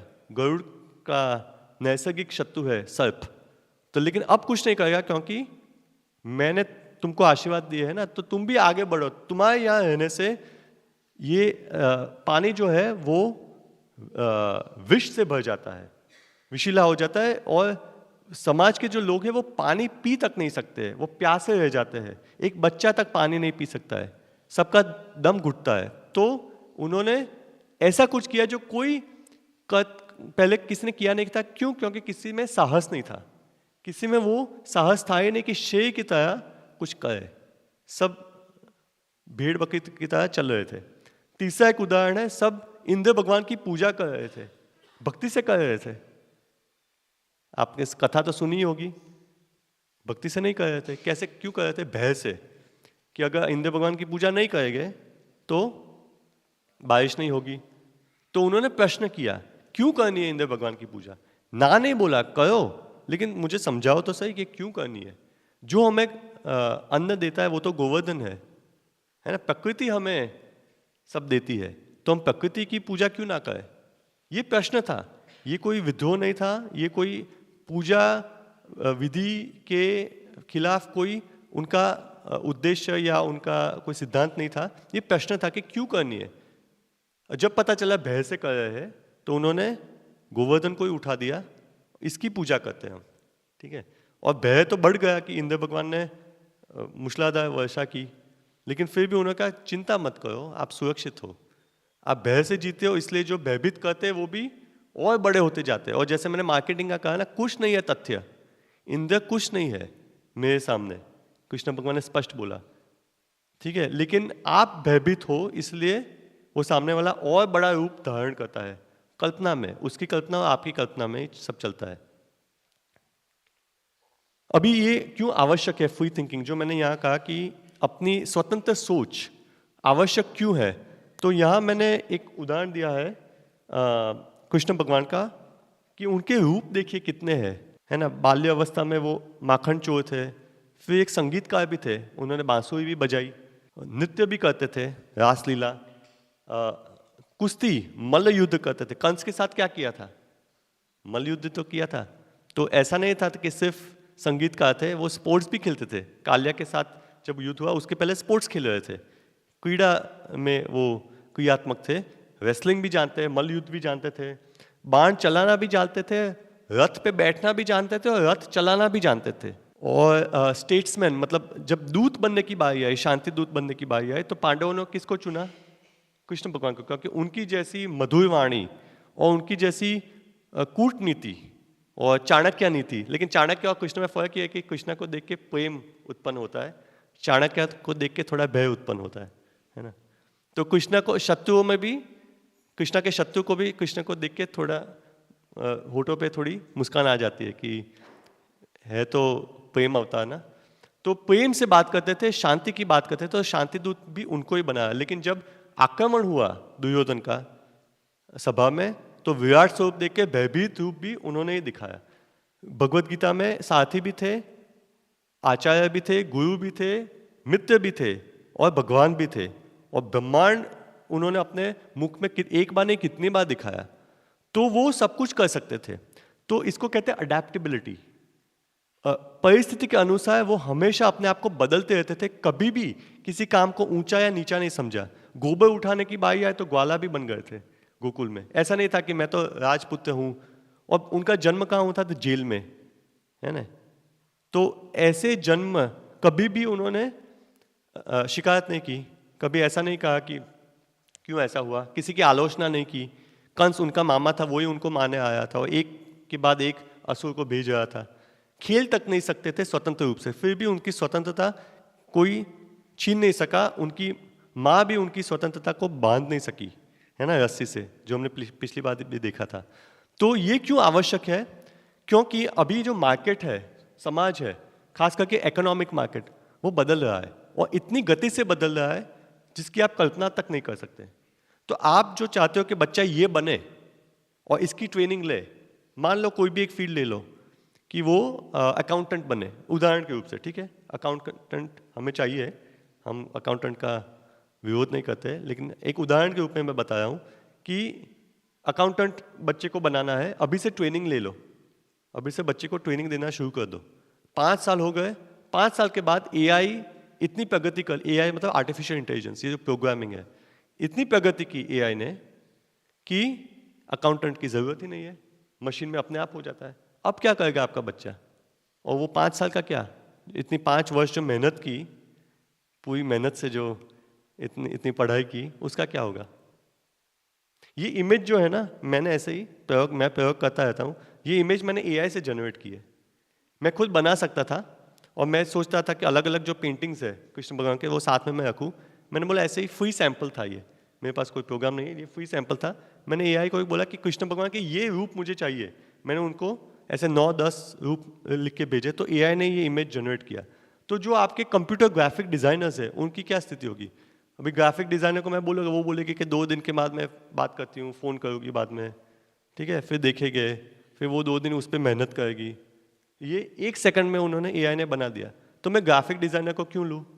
बताओ मुझे कारण बताओ कि मैं क्यों उसको पैसा दूँ और काम भी ठीक से ना हो और काम विलम्ब से हो, मैं एआई को ही लूँ? तो आप खुद अपने बच्चे को जो अकाउंटेंट बनाना चाहते हैं, वो 5 वर्ष के बाद एआई का ही उपयोग करोगे। अपने बच्चे को आप खुद हायर नहीं करोगे कि नहीं चाहिए मुझे, ठीक है। एआई मिस्टेक भी नहीं करता है, कोई गलती भी नहीं है कंप्यूटर की, आपका बच्चा तो गलती करेगा। आप खुद इतनी गलती करते हो, है ना, गलती के ही पुतले हो। तो ये इसलिए इसको बोलते हैं रैपिडली चेंजिंग मार्केट। समाज बदलता रहता है, तो आपको भी बदलना पड़ेगा। अभी आप कितना बदलोगे? तो इसलिए हम स्कूल में क्या करते हैं, जो आपको घर पे करना है उनको अलग अलग प्रयोग करने दो, सब सीखने दो। इससे जो सीखते हैं उसकी महत्ता होगी कि नहीं वो हमें नहीं पता, लेकिन उनकी मानसिकता है वो सीखने की बन जाएगी और तुरंत सीख पाएगी। इसको बोलते हैं क्विक ऑन दी अपटेक। मतलब किसी भी आजकल जो जॉब में जो हायर करते हैं, आप उनको ही पूछ लो, सब बड़ी बड़ी कंपनीज को वो हायर करते हैं, वो कहते हैं कि हम डिग्रीज या क्वालिफिकेशन जो होते हैं, सर्टिफिकेट्स, आपकी डिग्रीज स्कूल की, वो देखते ही नहीं है। हम देखते हैं कि आप कितना जल्दी सीख सकते हो, क्योंकि ये जो टेक्नोलॉजी आई है वो तो नई है। अगर आप सीख सकते हो फटाफट तो आपको हम ले लेंगे। तो माइंडसेट ज्यादा इंपॉर्टेंट है आपके स्किल सेट से। ये इस युग का मुख्य नई बात है कि आपका माइंडसेट, अगर आपका लर्निंग माइंडसेट है, अगर आप ऐसे हो कि प्रश्न पूछ सको, उसका समस्या का समाधान कर सको फटाफट, तो आप योग्य हो आगे बढ़ने के लिए। नहीं तो आप रुक जाओगे कि भाई मैंने तो पढ़ाई की थी बीकॉम की, मुझे तो जॉब ही नहीं है। जॉब इसलिए नहीं है क्योंकि आप जॉब के योग्य ही नहीं हो। मशीन आपसे ज़्यादा स्मार्ट है, मशीन गलतियां भी नहीं करता है, और कई ऐसे लोग हैं जो आपसे आगे है सीखने में। तो मशीन को ऑपरेट करने के लिए भी लोग चाहिए। तो उसमें देखो भविष्य में कुछ ना कुछ तो होगा, लेकिन आपको अपना मार्ग ढूंढना पड़ेगा ना, आपको सहायता करनी पड़ेगी अपने बच्चे को अपना मार्ग ढूंढने में। तो ये उत्तम एक प्रक्रिया है कि उनको सीखने दो, सब कुछ सीख दो। इसलिए हम इतने क्लासेस करते हैं अलग अलग रूप से। मार्शल आर्ट्स भी है, फाइन आर्ट्स भी है। मार्शल आर्ट्स शरीर के साथ होता है, फाइन आर्ट्स अपने हाथों के साथ होता है, जैसे ड्राइंग है, पेंटिंग है ना। विजुअल आर्ट्स भी है, विजुअल आर्ट्स में सिनेमा, वो भी हम करते हैं। सभी प्रकार के आर्ट्स है, तो आप सब करवाओ ना। अभी तो उम्र है, जैसे आपने चाणक्य का सुना, अभी तो उम्र है एक्सप्लोर करने की। अभी कोई कैरियर चूज नहीं करनी है, अभी सीखो, सब कुछ सीखो, और मानसिकता ऐसी बनाओ कि कुछ ना कुछ हम सीखते रहे। और दूसरा मैंने यहाँ उसका लाभ लिखा है, to face life's problems gracefully. आप जैसे कृष्ण भगवान ने हंसते खेलते जीवन की जो भी समस्या थी उनका समाधान किया, कभी भी किसी भी जीवन के पड़ाव पे अटक नहीं गए, कभी ऐसा नहीं समझा कि मैं तो बंदी बन गया। बंदी बनने का प्रयास किया कौरवों ने, तभी भी वो बंदी नहीं बन पाए। कारागृह में उनका जन्म हुआ, तभी भी बंदी नहीं बन पाए। कोई उनको बंदी बना नहीं सका। वो हमेशा आगे बढ़ते रहे। क्यों? उनकी माइंडसेट की वजह से। वो तो अवतार थे, लेकिन अवतारी लीला के माध्यम से उन्होंने दिखाया कि हम भी ऐसे अपनी मानसिकता ऐसी रख सकते हैं कि हम हमेशा कोई भी समस्या हो उसका समाधान ढूंढे। और समाधान कब ढूंढ पाएंगे? जब हम प्रश्न पूछ पाएंगे। आगे बढ़ते हैं। ये मैंने प्रॉब्लम सॉल्विंग का यहाँ लिखा है। प्रॉब्लम सॉल्विंग मतलब समस्या का समाधान ढूंढना। तो उसके लिए 2 स्किल्स चाहिए, एक है क्रिटिकल थिंकिंग, एक है क्रिएटिव थिंकिंग।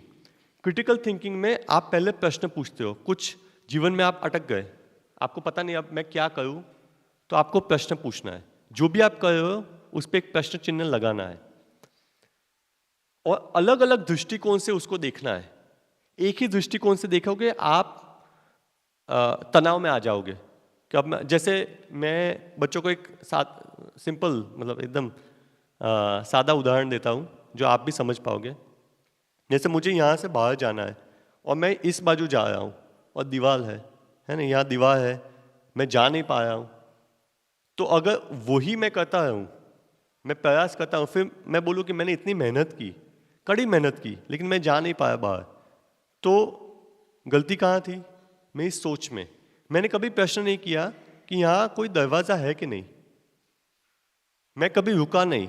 भीड़ चाल में हम हमेशा चलते रहते हैं, कभी रुकते नहीं है। रुकोगे तो पता चलेगा ना कि देखोगे आजू बाजू क्या है।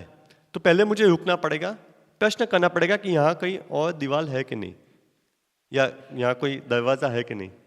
दरवाजा मिला, आसानी से मैं निकल गया। जैसे मैंने लिखा था कि सॉल्व लाइफ प्रॉब्लम्स ग्रेसफुली, एकदम आसानी से, पता तक नहीं चलेगा। जैसे कोई क्रिकेटर है, जैसे आप कोहली को देख लो, तो बैटिंग करता है तो हमें क्या लगता है कि बैटिंग आसान है ना?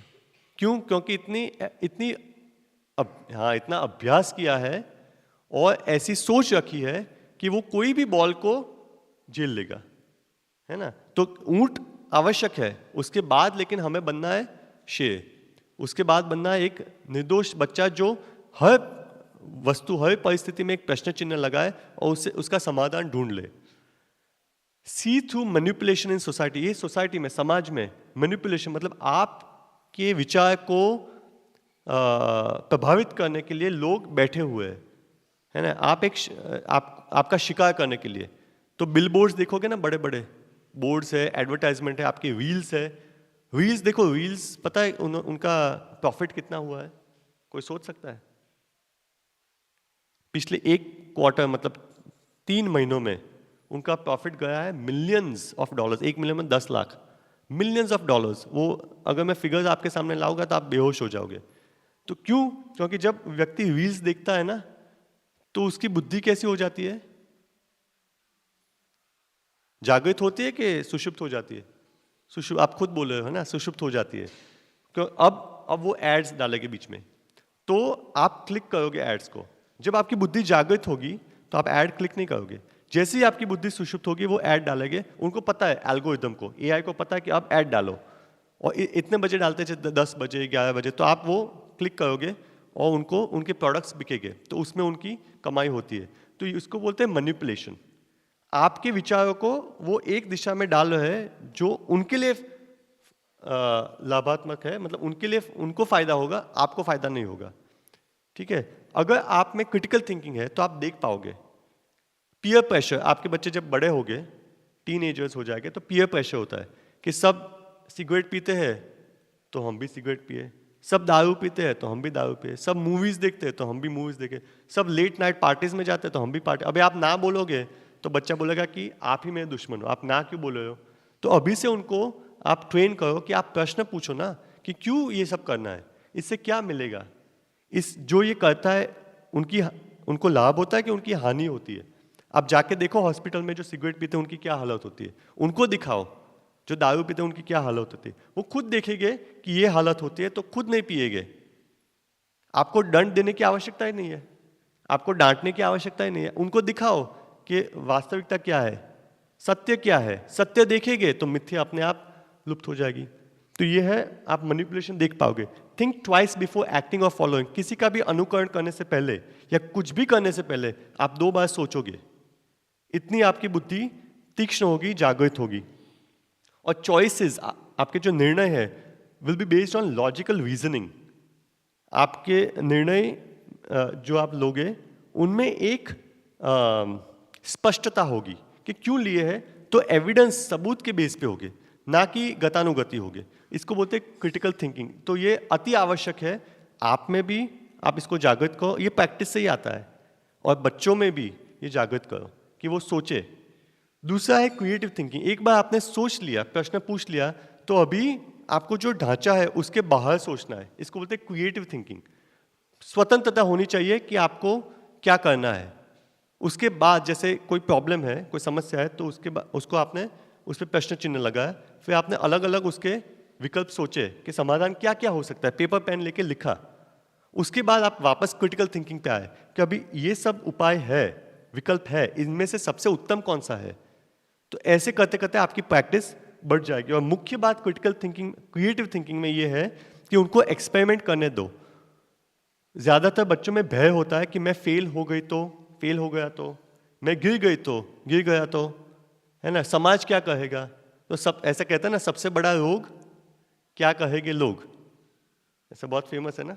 तो क्या कहेंगे लोग, लोग कुछ नहीं, लोगों को कोई परवाह नहीं है। लोगों को अपनी परवाह है कि उनका पैसा आ जाए, उनकी एड्स बिके, उनके प्रोडक्ट्स बिके, बस वो तो कहेंगे जो कहने वाला है। इसमें एक चैप्टर और है, अगर समय होगा तो मैं कहूँगा। उसमें चैप्टर का टाइटल है flies in the market place. Flies मतलब मक्खियाँ। तो ज़रूरत जब मार्केट प्लेस में जाते हैं तो मक्खियाँ दिखते हैं। मक्खियाँ वैसे आप जो सोच रहे हो वैसे मक्खियाँ नहीं। कौन सी मक्खियाँ, ये लोग। मक्खियाँ आवाज़ करती है। और ज़रूरत ने बोला कि मैं तो वहाँ शांति से बैठा था, मौन में था, और मौन से ही आविष्कार आता है, कोई स्वयं का विचार आता है। स्वयंभू प्रकट कहाँ होते हैं, जो भी ज्योतिर्लिंग आप जानते हो वो कहाँ प्रकट हुए, जहाँ लोग थे या जहाँ एकांत था। जहाँ एकांत था फिर लोग आने लगे, है ना। शिरडी जहाँ साईं बाबा गए वहाँ कोई नहीं था पहले, जैसे शिरडी बना वैसे लोग वहाँ जाने लगे। जैसे मूवी बना और लोग जाने लगे, जैसे चमत्कार होने लगा और लोग जाने लगे। लेकिन शिरडी साईं बाबा जब थे तब कितने लोग जाते थे, वही 2-3 थे, मालसापति और, है ना, 2-3 उनके जो थे उनके साथ। ऐसे ही स्थिति थी उनकी। नित्यानंद भगवान जब थे गणेशपुरी गए तो वहाँ क्या ऐसा जो अभी दिखता है वैसा था, क्या था वहाँ, जंगल था, है ना, शेर थे, सांप थे, जहरीले सांप थे। लेकिन थोड़े लोग गए, फिर और लोग गए, फिर और लोग गए, अभी पूरा एक शहर बन गया है। ऐसे ही जहाँ भी स्वयंभू की उत्पत्ति हुई है वह एकांत में हुई है। तो ज़रथुस्tra कहता है कि ये जब मैं बाजार में आता हूँ ना तो मुझे मक्खियाँ दिखती है, और मक्खियों को इंटरेस्ट, उनको रुचि किस में है, गॉसिप में। गॉसिप मतलब बातें करनी, बस किसकी बातें, लोगों की बातें। तो इन मक्खियों के साथ मैं ज़्यादा रह नहीं सकता। वो सिर्फ लोगों की बातें करते हैं, आलोचना करते हैं, अपने अपने जजमेंट्स मतलब अपने रिपोर्ट कार्ड्स देते रहते कि ये ऐसा है, वो वैसा है, वो वैसा है। तो ये मक्खी की आवाज़ में मैं कुछ आविष्कार नहीं कर पाऊंगा। और उन्होंने कहा जो भी अभी तक नया कुछ आया है समाज में वो एकांत में ही आया है, वो मौन में ही आया है, वो ध्यान में ही आया है। तो मैं वापस ही चला जाऊँ अपने पर्वत पे जहाँ मौन है। एक दूसरा चैप्टर है on way of the creator. ये जो क्रिएटर की हम बात करते हैं, रचनात्मक जो है, जब रचनात्मक सोच पैदा होगी तो एक पीड़ा उत्पन्न होगी। ये पहले से, जैसे डॉक्टर नहीं कहते हैं कि ये इफेक्ट्स हो सकते हैं, ये आपकी ट्रीटमेंट चल रही है लेकिन इसमें ये आपको दर्द हो सकता है ना। जैसे आयुर्वेद में होता है ना कि आपका शोधन चल रहा है तो दुख दर्द होगा अंदर से, क्योंकि जो अंदर इतना पड़ा हुआ था मैल वो बाहर निकल रहा है तो दर्द तो होगा ना। जैसे कर्ण ने अपना कवच कुंडल निकाला तो बहुत सहज था, क्या कितना दर्द हुआ, क्योंकि उसके शरीर का अंग बन गया था। वैसे ही आपका मैल, शरीर का मैल और आपके मन का मैल आपके व्यक्तित्व का अंग बन गया है, तो उसको निकालने में पीड़ा तो बहुत होगी, है ना। इसलिए मैंने कहा कि यहाँ आपको शांति बिल्कुल नहीं मिलेगी, यहाँ आप विचलित हो जाओगे। तो अगर विचलित होने के लिए तैयार हो तो ही आओ यहाँ। तो ऐसे विचार ज़रथुस्tra ने कहा कि जब आप अलग होने की कोशिश करोगे, जब आप कुछ अपने विचार प्रकट करने की कोशिश करोगे, प्रकट करने का प्रयत्न करोगे, तो पीड़ा उत्पन्न होगी और अंदर से एक आवाज़ आएगी कि चलो ना वापस ही भीड़ में चले जाते हैं, वहाँ सुरक्षा तो थी, लेकिन सुरक्षा मिलेगी लेकिन ग्रोथ, आपका विकास नहीं होगा, आप प्रोग्रेसिव नहीं बन पाओगे, आगे नहीं बढ़ पाओगे, आप वहीं पर अटक जाओगे जहाँ भीड़ थी।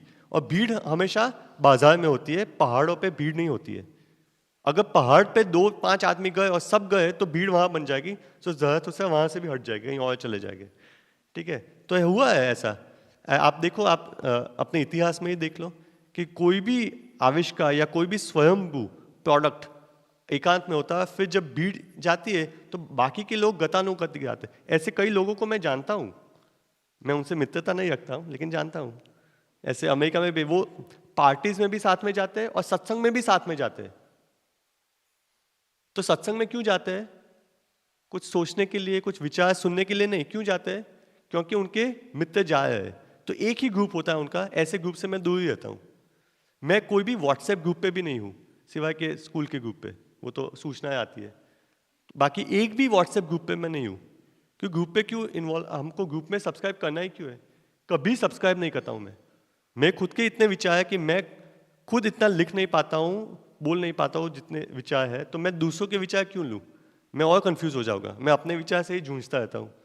तो इसीलिए ऐसे ग्रुप्स है जो पार्टीज में साथ में जाते हैं, सत्संग में मतलब कुछ गलत करते हैं, दारू भी साथ में पीते हैं और भगवान कीर्तन भी साथ में करते हैं, दोनों साथ में करते हैं। तो किसी में सोचते नहीं है, दारू पीने से पहले भी नहीं सोचते हैं, कीर्तन करने से पहले भी नहीं सोचते हैं। क्यों कहते हैं कि सब दारू पिए तो मैं दारू पीऊंगा, सब भगवान का श्रीयाम जयम गा तो मैं श्रीयाम जयम गाऊंगा। आपकी सोच क्या है? आप हो कौन? आपका मार्ग क्या है? आप किसके लिए बने हो? मैं ना किसी की आलोचना कर रहा हूँ, ना आपको कह रहा हूँ कि क्या करना है क्या नहीं करना है। मैं कह रहा हूँ कि प्रश्न तो करो, सोचो तो सही। इस पुस्तक में इतने चैप्टर्स है, इतनी तगड़ी पुस्तक है, मैं पूरा आपको बता नहीं सकता, लेकिन मैं थोड़े आपको हिंट्स दे रहा हूँ, है ना, थोड़े आपको ऐसे विचार दे रहा हूँ जो इस पुस्तक से मुझे मिले, और खुद के मेरे जो विचार है इस पे वो मैं आपसे साझा कर रहा हूँ।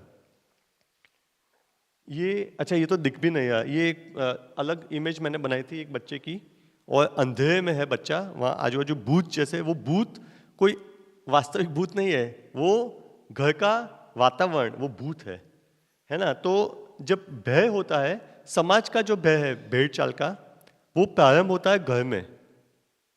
घर में भय होता है, जब भय होता है तो हम हमेशा भीड़ को चुनते हैं, भीड़ में सुरक्षा हो जाती है।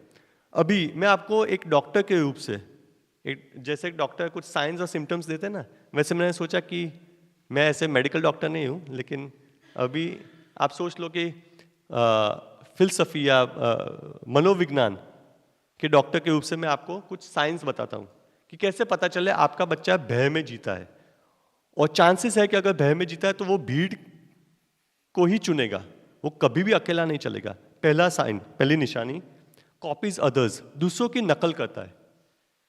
अगर बच्चा दूसरों की नकल करता है, इसका मतलब वो सुरक्षा चाहता है, वो अकेला या अकेली नहीं रह सकती है। तो ये पहले, अगर कॉपी करता है, नकल करता है, किसी का अनुकरण करता है, गतानुगति, तो ये बड़ा रेड फ्लैग। रेड फ्लैग समझते हो? मतलब वार्निंग है, चेतावनी है। और मैं अभी से आपको दे रहा हूँ, तो आप बाद में ना कहो कि आपने तो बताया, मैंने बताया था, है ना, कि अगर नकल करता है किसी की, ऐसी इच्छा रखता है कि कोई वहां जाए तो मैं भी जाऊं, तो ये स्पष्ट निशानी है कि वो भय में जीता है। सीक्स अप्रूवल एंड वैलिडेशन, मतलब तालियों के पीछे पागल है वो चाहता है कि लोग उसकी प्रशंसा करें, ताली बजाए, है ना, कि लोग कह के वाह कितना। नहीं, छोटे बच्चे करते तो हम भी कहते हैं चलो सब ताली बजाओ। बिल्कुल गलत है, ऐसा आप करोगे वो बच्चा हमेशा पूरी जिंदगी यही ढूंढता रहेगा। वो सत्य की खोज नहीं करेगा, वो करतल ध्वनि की खोज करेगा कि ताली बजाओ सब, कुछ भी हो। अवॉइड्स एक्सपेरिमेंटेशन, कोई भी प्रयोग करने से डरता है, करेगा ही नहीं। क्यों? Fear of mistakes and failures, गलती करने से डरता है और फेल होने से डरता है। तो उसके दिमाग में इतना डर है कि वो कोई भी नया प्रयोग नहीं करेगा। आप कुछ कहोगे कि ये करो, और वो देखेगा कि इसमें गलती हो सकती है, फेल हो सकता। वैसे कुछ नया करने में फेल ही होते हैं ना। पहले एक्सपेरिमेंट हमने किया, एक्सपेरिमेंट वो 99% तो फेल होते हैं। तो साइंटिस्ट जैसा दिमाग नहीं बनेगा बच्चे का। कैसा बनेगा दिमाग? वो भीड़ चाल वाला। और FOMO, FOMO means fear of missing out. जैसे यहाँ बच्चा बैठा है, ठीक है, और बाहर कहीं आवाज सुनाई दी पार्टी की, या दिखाई दिया कुछ कि वहां तो भीड़ इकट्ठी हो रही है, तो फियर ऑफ मिसिंग आउट, तो उसको क्या लगेगा, उसको अंदर से क्या लगेगा कि मैं वहां जाऊं।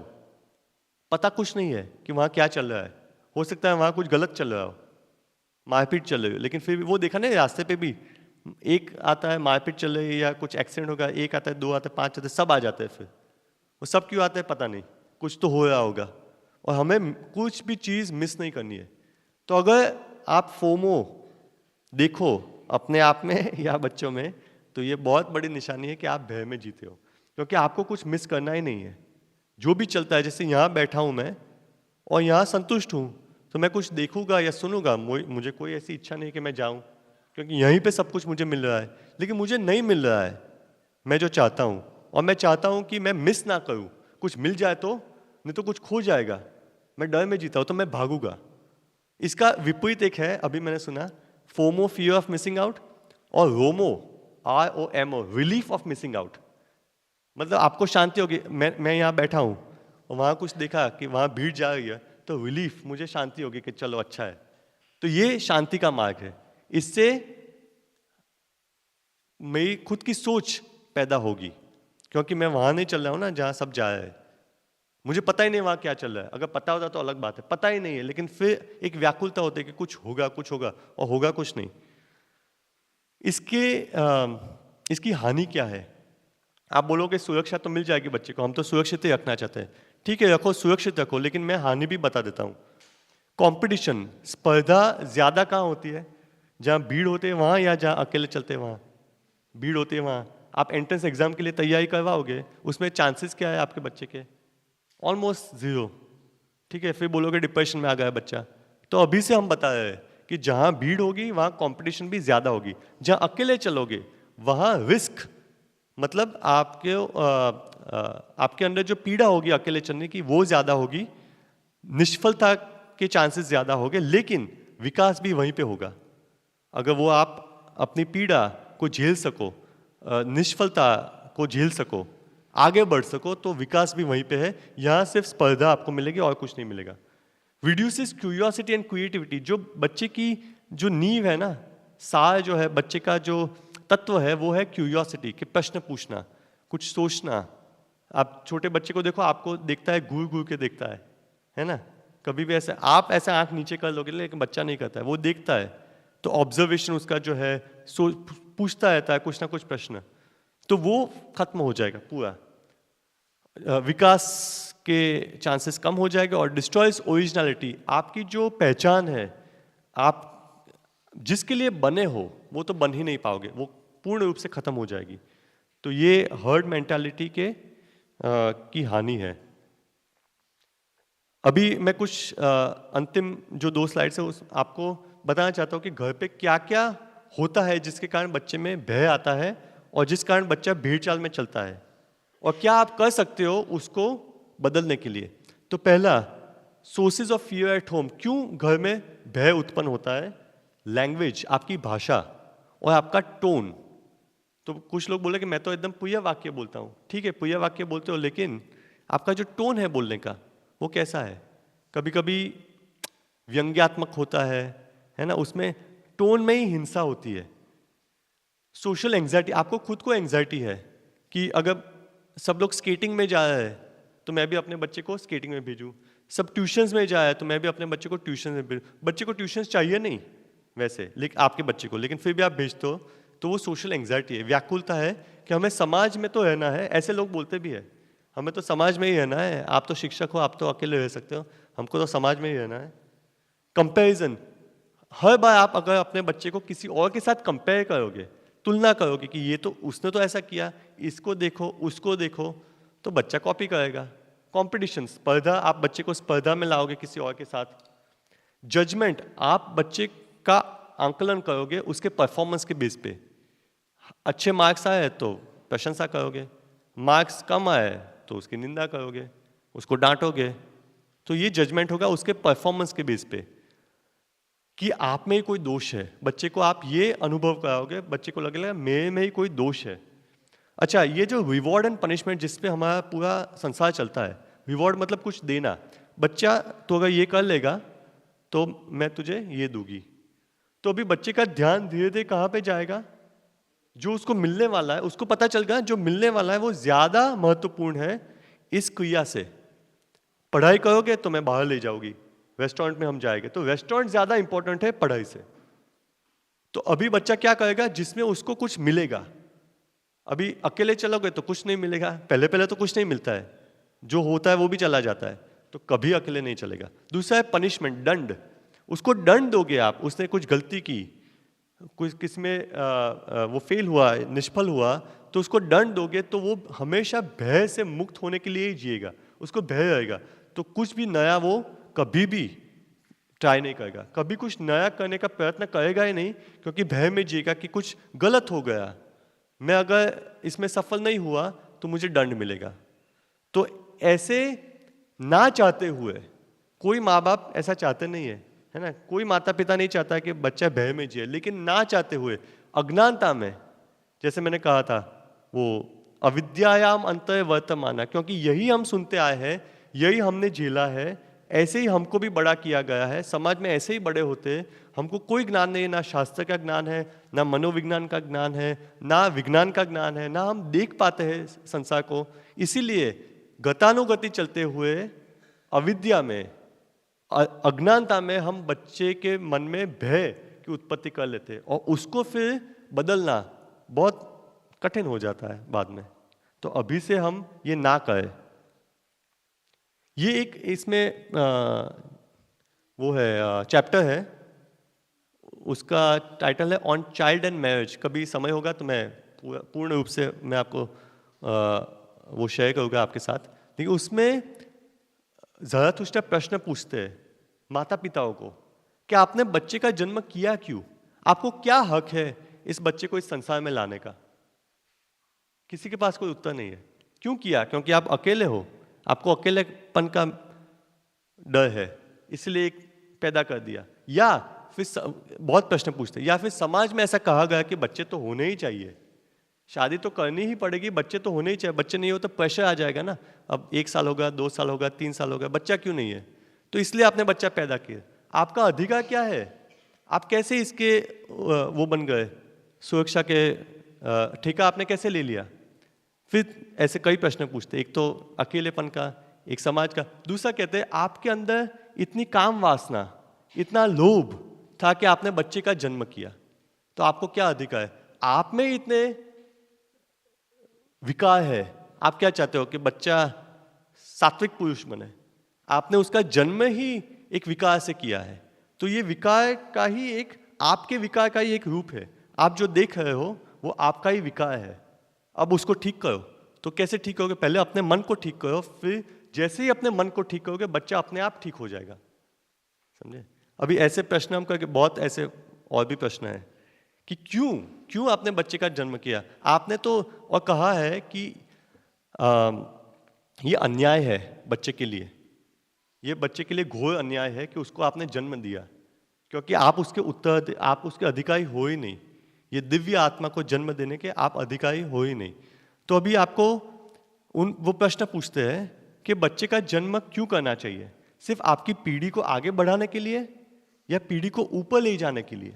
ये प्रश्न है कि ऑनवर्ड, ओनली ऑनवर्ड, सिर्फ आगे बढ़ाने के लिए, या अपवर्ड, ऊपर जाने के लिए? आपका उद्धार करने के लिए आपको बच्चे का जन्म करना है। आपको अपनी मुक्तता से, स्वतंत्रता से, आपको क्यों बच्चे का जन्म करना है? क्योंकि आप चाहते हो कि हम स्वतंत्र बने, हमारे विचार स्वतंत्र हो, है ना, हम आगे बढ़े। तो आगे बढ़ने के लिए, ऊपर बढ़ने के लिए, ऊपर जाने के लिए, विकास करने के लिए, कि मेरे से बच्चा आगे जाए, संसार में नहीं, विचार में, है ना, कुछ उत्तम विचार का व्यक्ति पैदा हो। इस भावना से, इस संकल्प से, अगर आप में इतनी सात्विकता है, इतना धर्म का आचरण है, आप में, कहते हैं आप में संयम है, पूर्ण संयम होना चाहिए। अगर कहा है कि अगर पूर्ण संयम नहीं है अपनी इंद्रियों पे, तो आपका कोई अधिकार नहीं कि आप बच्चे का जन्म करो।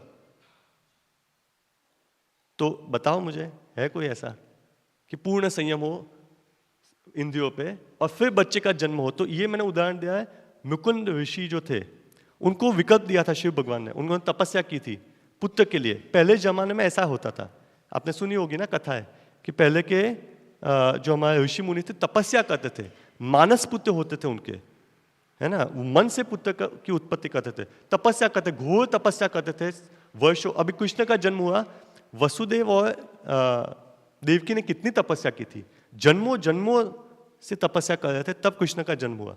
तो वैसे ही मुकुंद ऋषि ने तपस्या की थी शिव जी की, शिव जी की आराधना की थी। शिव जी ने विकल्प दिए थे कि बच्चा होगा, लेकिन मैं आपको विकल्प दे, भगवान भी परीक्षा लेते हैं ना। एक विकल्प है कि बच्चा लंबा जिएगा, बहुत लंबा जिएगा, लेकिन आचरण उसका 2 कौड़ी का होगा, है ना। और दूसरा विकल्प है बच्चा लंबा नहीं, 16 साल मैक्सिमम, लेकिन उसके विचार उत्तम हो गए, है ना, आपको भी मुक्त कर देगा, ऐसे विचार हो गए। तो मुकुंद ऋषि ने क्या चुना? दूसरा विकल्प। कोई बात नहीं है, कम जिएगा कोई बात नहीं, लेकिन उत्तम जीवन हो, मनुष्य जीवन की पराकाष्ठा, मनुष्य जीवन की क्षमता उसमें विकसित हो, यही हम आशा रखते हैं। मेरे से भी आगे जाए बच्चा, मेरी जो क्षमता थी उससे भी आगे जाए, तो मैं देख पाऊँ कि क्योंकि बच्चा तो मेरे से ही आया ना, तो ये क्षमता मेरे में थी, लेकिन मेरे जीवन में मैं पूर्ण नहीं कर पाया क्षमता, मेरी महत्वाकांक्षा है नहीं, क्षमता। तो ये बच्चे में मैं देख रहा हूँ कि वो क्षमता विकसित हो रही है। तो उन्होंने दूसरे विकल्प का चयन किया और मार्कंडेय ऋषि का जन्म हुआ। वो बाल ऋषि है, बचपन से ही वो ऋषि जैसे विचार रखते थे। ऋषि मतलब जो देखता है ना, जो दृष्टा है, जो देखता है किसी भी भय से मुक्त होके, जैसा है वैसे ही परिस्थिति को देखता है और उसका समाधान लाता है। तो ऐसे मार्कंडेय ऋषि, उनको जब पता चला कि उनकी मृत्यु होने वाली है, तो भी भयभीत नहीं हुए। देखो कितना, कोई भय है ही नहीं, बिल्कुल भयभीत नहीं हुए। उन्होंने मंत्र जाप प्रारंभ किया, और जब मृत्यु आई तो ऐसा कहते हैं, वैसे तो उनकी मृत्यु हो ही गई ना 16 साल की उम्र में, लेकिन उनको हम अमर मानते हैं। क्यों? क्योंकि उनके विचार अभी भी हमारे साथ है। जो उन्होंने आलिंगन किया था शिवलिंग का, और जो पाश है, मृत्यु पाश, वो उनके ऊपर गया, तो क्योंकि उन्होंने शिव जी का आलिंगन किया था, शिव जी को तो नहीं खींच सकते, तो इसका ये काव्य के रूप में हमको दिखाया कि वो एक हो गए शिव जी के साथ। शिव तत्व जो है, शिव मतलब जो हमारा उद्धार करता है, हमारा कल्याण करता है ना। शिव संकल्प सूक्त जो है वेदों में, उसमें पूरा लिखा गया है कि जो शुभ विचार है, कल्याणात्मक विचार है, वो शिव है। शिव मतलब जो शुभ करता है। तो ऐसे विचार उनके थे, वो अभी भी हमारे साथ जीवित है। आज भी वर्कशॉप में अगर मुझे उदाहरण लेना हो तो मैं मार्कंडेय का लेता हूँ, प्रहलाद का लेता हूँ, ध्रुव का लेता हूँ। ऐसे ही कोई बच्चों का नहीं लेता हूँ जो समाज में स्केटिंग में चैंपियन हो गए, कराटे में चैंपियन हो गए, मार्क्स सबसे ज्यादा है, उनका नहीं लेते हम उदाहरण। इनका उदाहरण लेते क्योंकि उनके विचार जो थे उत्तम विचार के थे। ये दूसरा जो है, हम जो इसमें जो लिखा है कि बच्चों का जो निर्माण होता है एक सांसारिक जीव के माध्यम से, जो महत्वाकांक्षाओं से भरा हुआ है, वो जब बच्चे का जन्म होता है तो क्या करता है, अपनी महत्वाकांक्षाएं बच्चों पे थोपता है। जैसे धृतराष्ट्र, याद है ना, उसकी महत्वाकांक्षा थी कि मुझे गद्दी चाहिए, उससे तो गद्दी मिली नहीं, और मिली जब अंत में तो भी उनको चाहिए था कि मेरा बच्चा ही इस पे बैठे। नंबर 1 कौन हो? मैं, और बच्चा मेरा एक्सटेंशन है, बच्चा मेरा ही एक भाग है। तो अगर मैं नंबर 1 हूं, इसका मतलब मेरा बच्चा भी नंबर 1 ही होना चाहिए। हर कंपटीशन में, हर स्पर्धा में नंबर 1 आना है, कोई भी हो। जैसे कहते हैं बाय हुक और बाय क्रुक, तोड़ फोड़ के, किसी को मार के, उनको धक्का दे के आगे जाओ। और ये मानसिकता सब जगह, आप ट्रेन स्टेशन पे जाओ, धक्का मुक्की, जहाँ सीट्स होती है, ये वही लोग जब प्लेन में जाते हैं ना, अब प्लेन में तो सीट्स होती है, उसमें धक्का मुक्की की आवश्यकता नहीं है, फिर भी क्या करते हैं, धक्का मुक्की करते हैं, क्योंकि आदत बन गई है, क्योंकि भय है कि मेरी सीट नहीं मिलेगी, खाना नहीं मिलेगा। मिलेगा, सब कुछ मिलेगा। हम लोग गए थे कहीं, बच्चों को खाना दिया था, तो अभी से हम लोग ट्रेन का खाना है आपके प्लेट में, प्रतीक्षा करो कि सबके पास खाना आ जाए, प्रार्थना करेंगे, फिर हम प्रारंभ करेंगे खाना।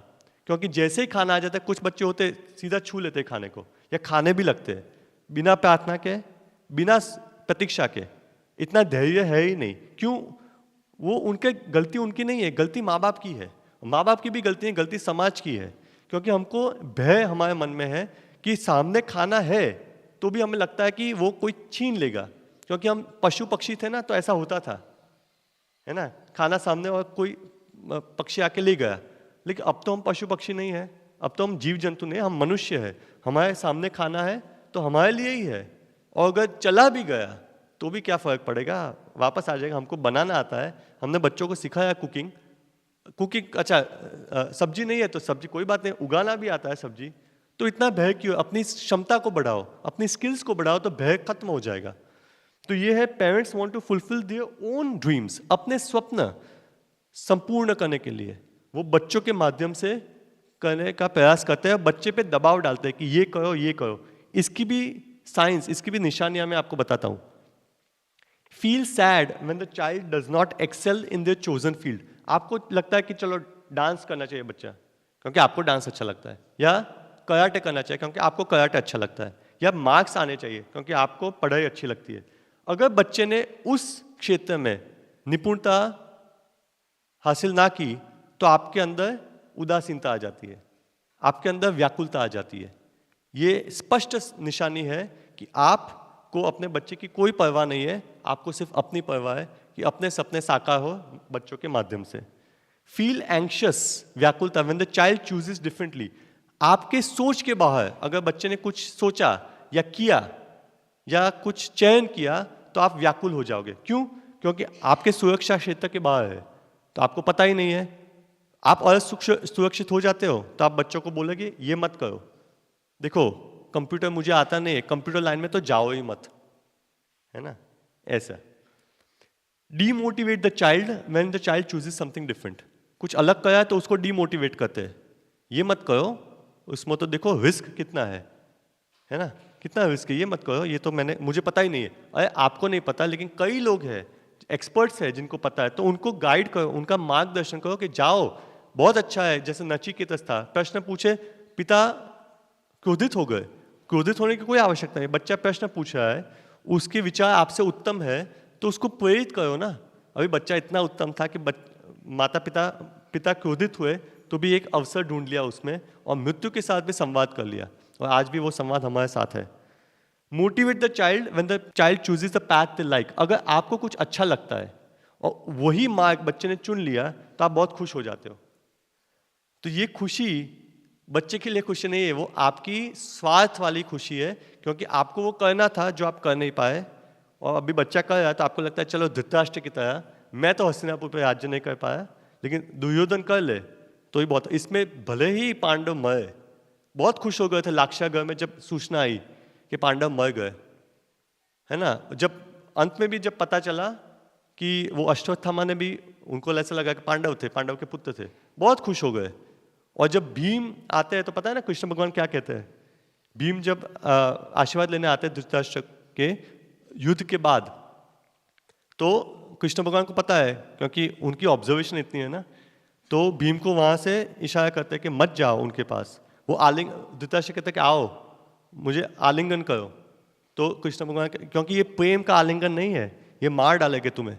तो वो जो एक मूर्ति थी ना जिसपे दुर्योधन अभ्यास करता था, भीम की मूर्ति थी, वो लोहे की थी, उन्होंने बोला वो यहाँ लाओ, तो भीम वो लाते हैं, और लोहे की मूर्ति धृतराष्ट्र को लगता है ये भीम है, तो पूरा तोड़ देते, फाड़ देते पूरा, और तब जाके उनको लगता है कि अरे भीम मर गया। आप सोचो कि एक पिता तुल्य व्यक्ति अपने बच्चे की हत्या करने के लिए तैयार है, क्यों?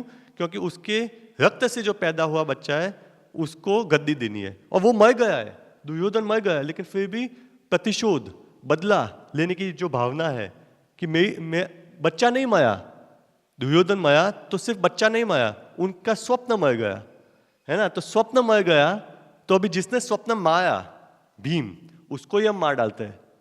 तो इतनी गंदी सोच सिर्फ धृतराष्ट्र में नहीं है, वो आप अगर झांक के देखोगे आपको अपने अंदर भी यही सोच मिलेगी। इसमें मैंने लिखा कि इसकी हानि क्या है। Child loses self trust and self confidence. देखो बच्चे की का मुंह देखो, उसका आत्मविश्वास और स्वयं पे श्रद्धा जो है वो खत्म हो जाती है ना। तो हमें क्या करना चाहिए? पहले तो अपना खुद का आंकलन करना चाहिए। घर पे जाके आप देखो, अपने खुद के विचार देखो, कितने विचार उधार के हैं, कितने विचार भय से आए हैं, कितने लोभ से आए हैं, कितनी महत्वाकांक्षा आपकी खुद की अभी है जो पूर्ण नहीं हुई है, और आप चाहते हो कि बच्चे वो पूरी कर दे। मतलब आपके लिए तो बहुत इजी हो गया कि मैं नहीं कर पाया, बच्चा कर लेगा। तो हमें क्या करना चाहिए? Replace fear with conversation. उनमें भय डालो, उससे अच्छा उनसे बातें करो, उनको सुनो, उनको सुनाओ मत, उनको सुनो, सुनो वो क्या कहना चाहते हैं, उनके क्या विचार है। रिवॉर्ड एंड पनिशमेंट, आप उनको पारितोषिक दो, इनाम दो या उनको दंड दो, इससे अच्छा उनको ज्ञान दो। किसका ज्ञान दो? जो नैसर्गिक स्वाभाविक जो परिणाम है, कर्म का सिद्धांत है ना हमारे वहां, एक दूसरे के साथ तुलना करते हो, उससे अच्छा उनको कहो कि अपने आप के अंदर झांक के देखे कि उनकी क्षमता क्या है, उनके विचार क्या है, उनके विकार क्या है। बताओ उनको, आप खुद भी देखो कि अपनी क्षमताएं क्या है, आपके विकार क्या है, और स्पष्ट बोलो कि ये मेरे दोष है, और बच्चा खुद अपने दोष देखता रहेगा और उन पे परिवर्तन लाने का प्रयत्न करेगा। एनकरेज क्वेश्चंस, जितना हो सके उनको प्रश्न पूछने पे मजबूर करो, उनको प्रेरित करो कि पूछो, कुछ भी पूछो।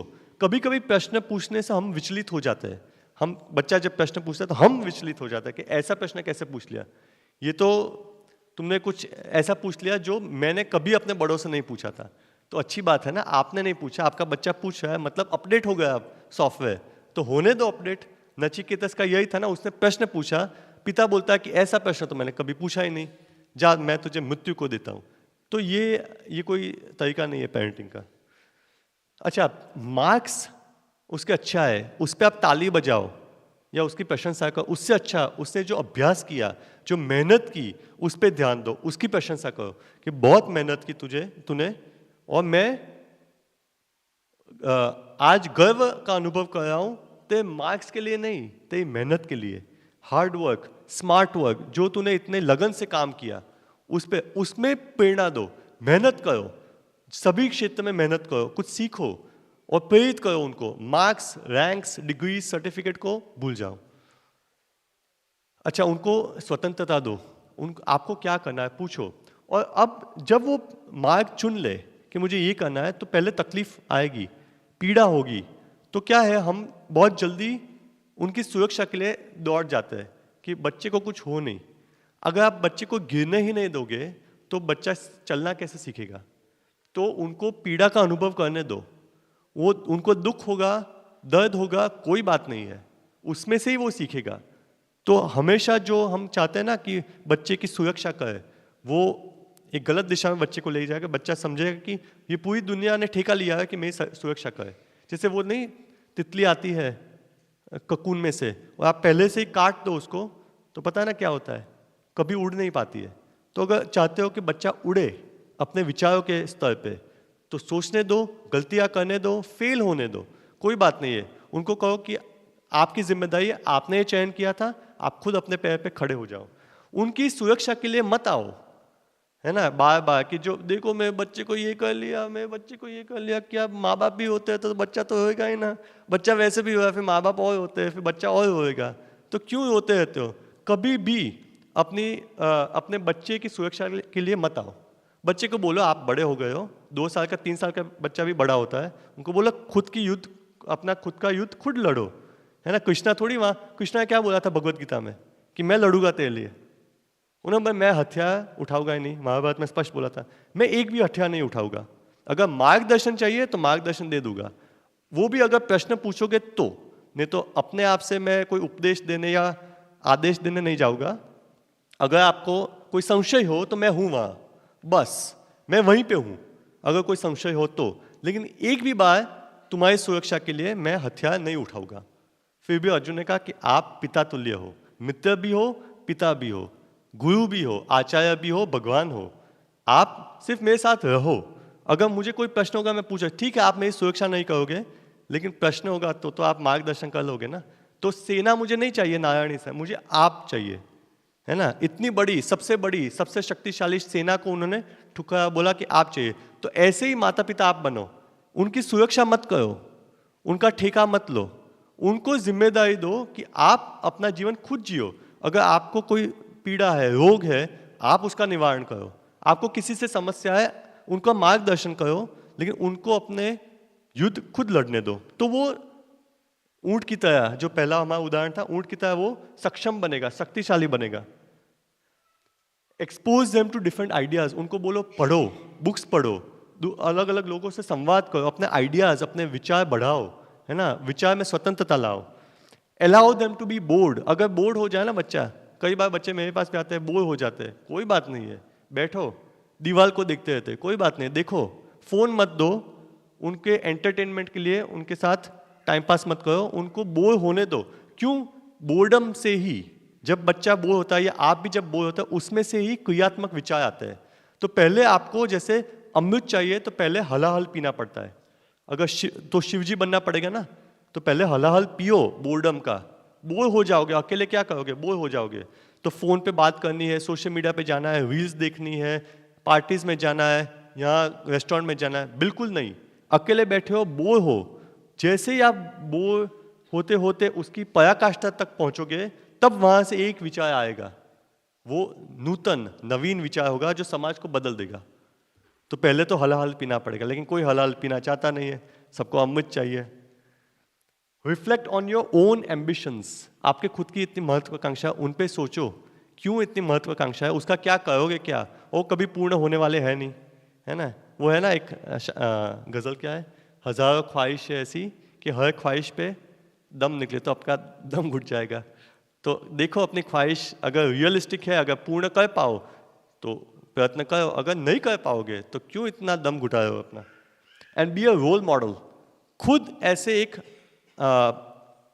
व्यक्ति बनो जिसको देख के बच्चा सोचे ऐसा मुझे सोचना है, ऐसे विचार रखने हैं।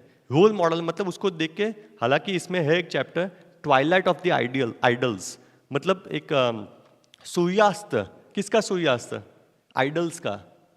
आइडल्स मतलब आपके जो आइडल होते हैं ना, जैसे ये एक्टर है, ये क्रिकेटर है, ये स्टार है, कोई भी आइडल आपके हो। अच्छा, आप स्वयं भी अपने आइडल ना बनो, इसमें तो अंत में तो ये भी है, कोई कुछ बनने का प्रयत्न ही ना करो। क्यों बनना है कुछ, ये सबसे पराकाष्ठा है स्वतंत्र सोच की, कि क्यों आपको कोई आइडल चाहिए। मुझे भी आइडल ना बनाओ, स्वयं भी आइडल ना बनो। उनको बोलो कि किसी की कॉपी नहीं करनी है, हमें किसी के जैसा बनना ही नहीं है। आपका जन्म जो हुआ है वो, आप जैसे हमने सुना था ना, माता पिता के नहीं हो आप ईश्वर के हो। तो ईश्वर ने अगर आपकी उत्पत्ति की है तो कोई उद्देश्य है, आप में कोई विशेषता है, वो आप दिखाओ इस दुनिया में, आपका स्वयं का विचार। तो इसीलिए ट्वाइलाइट ऑफ द आइडल्स, सूर्यास्त हुआ सभी आइडल्स का। कुछ बनना नहीं है, किसी के जैसा बनना नहीं है, बस जीवन का अनुभव करना है। उसमें से ही आप में एक ऐसी नूतनता आएगी, ऐसी सुगंध आएगी।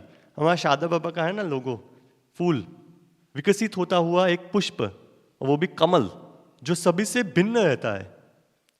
कीचड़ में है, जैसे इसमें था मार्केट प्लेस, बाजार में है, मक्खियां घूम रही है, लेकिन सभी से भिन्न रहता है, लिप्त रहता है ना, सबसे असंग रहता है इस कीचड़ से, और खिलता है तो भी खिलता है, सुगंध देता है। तो वैसे ही आप बनो। तो अगर आप ऐसे बनोगे तो बच्चे को प्रेरणा मिलेगी। कोई प्रेरणा का स्रोत हो सकता है, प्रेरणा आप कई लोगों से ले सकते हो, लेकिन अगर कॉपी करने का आपने उनको बोला कि ऐसा बनो वैसा बनो, तो बिल्कुल गलत मार्ग पे जाएंगे। और हानि उनकी तो है ही, आपकी भी है, समाज की भी है, सभी की हानि है। तो इसीलिए चाणक्य ने जैसे कहा था कि गलत दिशा में जाते हुए भीड़ का हिस्सा बनने से बेहतर है कि सही दिशा में हम अकेले चले। तो इसके लिए साहस चाहिए, धैर्य चाहिए, और कई ऐसे गुण चाहिए। और इसमें से दो विशेष मैंने आपको प्रैक्टिकल टिप्स दिए, क्रिटिकल थिंकिंग और क्रिएटिव थिंकिंग, मतलब आलोचनात्मक सोच विचार और क्रियात्मक विचार। ऐसी आप ट्रेनिंग करोगे, ऐसा अभ्यास करोगे अपने साथ, तो आप देखोगे कैसे आपकी सोच बदलेगी, आपका संसार भी बदल जाएगा, और बच्चे तो बदल ही जाएंगे। तो ये है, इसमें से कुछ बिंदु मैंने लिए हैं, कुछ ऊपर से लिए हैं, लेकिन अगर आपके कोई विचार हो तो आप, और प्रश्न हो तो आप पूछ सकते हो। अगर प्रश्न नहीं हो तो यहीं पे हम संपन्न करते हैं। घर जाते आप सोचना, विचार करना और देखना अपने घर के वातावरण में कितना भय है और कितना संवाद है। भय को कम करो, संवाद को बढ़ाओ, प्रश्न को बढ़ाओ, और फिर देखो कैसा आता है। अभी अगला वर्कशॉप एनुअल डे ही होगा, तो दिसंबर 27th 28th एनुअल डे है, बच्चों के लिए एनुअल डे है, आपके लिए वर्कशॉप होगा, ठीक है। तो बहुत बहुत धन्यवाद। आप आ जाइए। बच्चों की सुरक्षा मत करो, गिर रहे हैं तो गिरने दो। सुनकर कुछ अजीब लगा होगा आपको। और जापान बहुत ही विकसित देश है, अब हम सब जानते हैं। तो आप वहाँ जानते हैं कि 6 साल का बच्चा अपने आप स्कूल जाता है। क्या आप अपने 6 साल के बच्चे को स्कूल भेज सकते हो अपने आप? अपने आप जो भी बस लेके अपने आप रोड पर जाकर स्कूल जाएगा? ऐसी कल्पना कर सकते हैं हम? नहीं। तो ऐसा होता है, और वो बच्चे तभी जाकर वैसे सक्षम बनते हैं। तो सामाजिक जो है वहाँ पर कंडीशनिंग वो भी इस प्रकार की है कि अगर कोई बड़ा देखेगा वो 6 साल के बच्चे को, उनका कलर भी अलग होगा यूनिफॉर्म का, तो रोड क्रॉस कर रहा है तो वो भी उसकी मदद करेगा, और बच्चे में भी वो एक आत्मविश्वास जागृत होता है कि मैं कर सकता हूँ। हर बार बच्चा ऊपर चढ़ने की कोशिश करते हैं, नहीं नहीं नहीं नहीं नहीं गिर जाएगा, तो वो करने के बदले हमने उसे छोड़ दिया। मतलब जब मैंने पहली बार ये पढ़ा तो मुझे भी 1 मिनट के लिए लगा कि ऐसे कैसे 6 साल के बच्चा, मतलब फर्स्ट स्टैंडर्ड का बच्चा अपने आप स्कूल जा रहा है। तो ये हमें सोचना होगा। और जो बात की हर बार हर वर्कशॉप में यही होता है कि बच्चे के साथ संवाद, ये कुछ हम उसे ऑर्डर दें, जैसे था कि हमें खुद उसे वो मॉडल बनना है उसके लिए जो वो देखकर सीख सके, और कुछ भी थोपना नहीं है उस पर, उससे संवाद करना है, उसका बेस्ट फ्रेंड बनना है। तो जब बच्चा ये कह सके कि मम्मी मेरी बेस्ट फ्रेंड है या पापा मेरे बेस्ट फ्रेंड हैं, तब वो हमारी बात सुनेगा।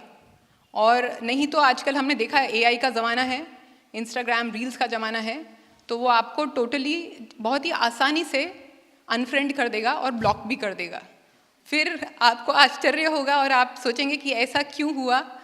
तो अभी से हम अपने बच्चे के बेस्ट फ्रेंड बने, उसका वो दरवाज़ा खुला रखें कि हमारे पास आकर वो खुले दिल से अपनी बात कह सके, हम उसे सुन सकें, और एक जजमेंट न दें, प्रतिक्रिया न करें, लेकिन उसके लिए सिर्फ वो जो तीर है ना ऊपर जाएगा तभी जाएगा जब वो बो यानी कि जो धनुष है वो मुड़ेगा। तो वो शक्ति जो तीर को आगे ले जाती है वही शक्ति धनुष को मोड़ती है। हमें मुड़ने देना है अपने आप को। वो थोड़ी कभी कभी कष्टदायी होता है, बट वही उसका आंसर है। सभी का बहुत बहुत धन्यवाद।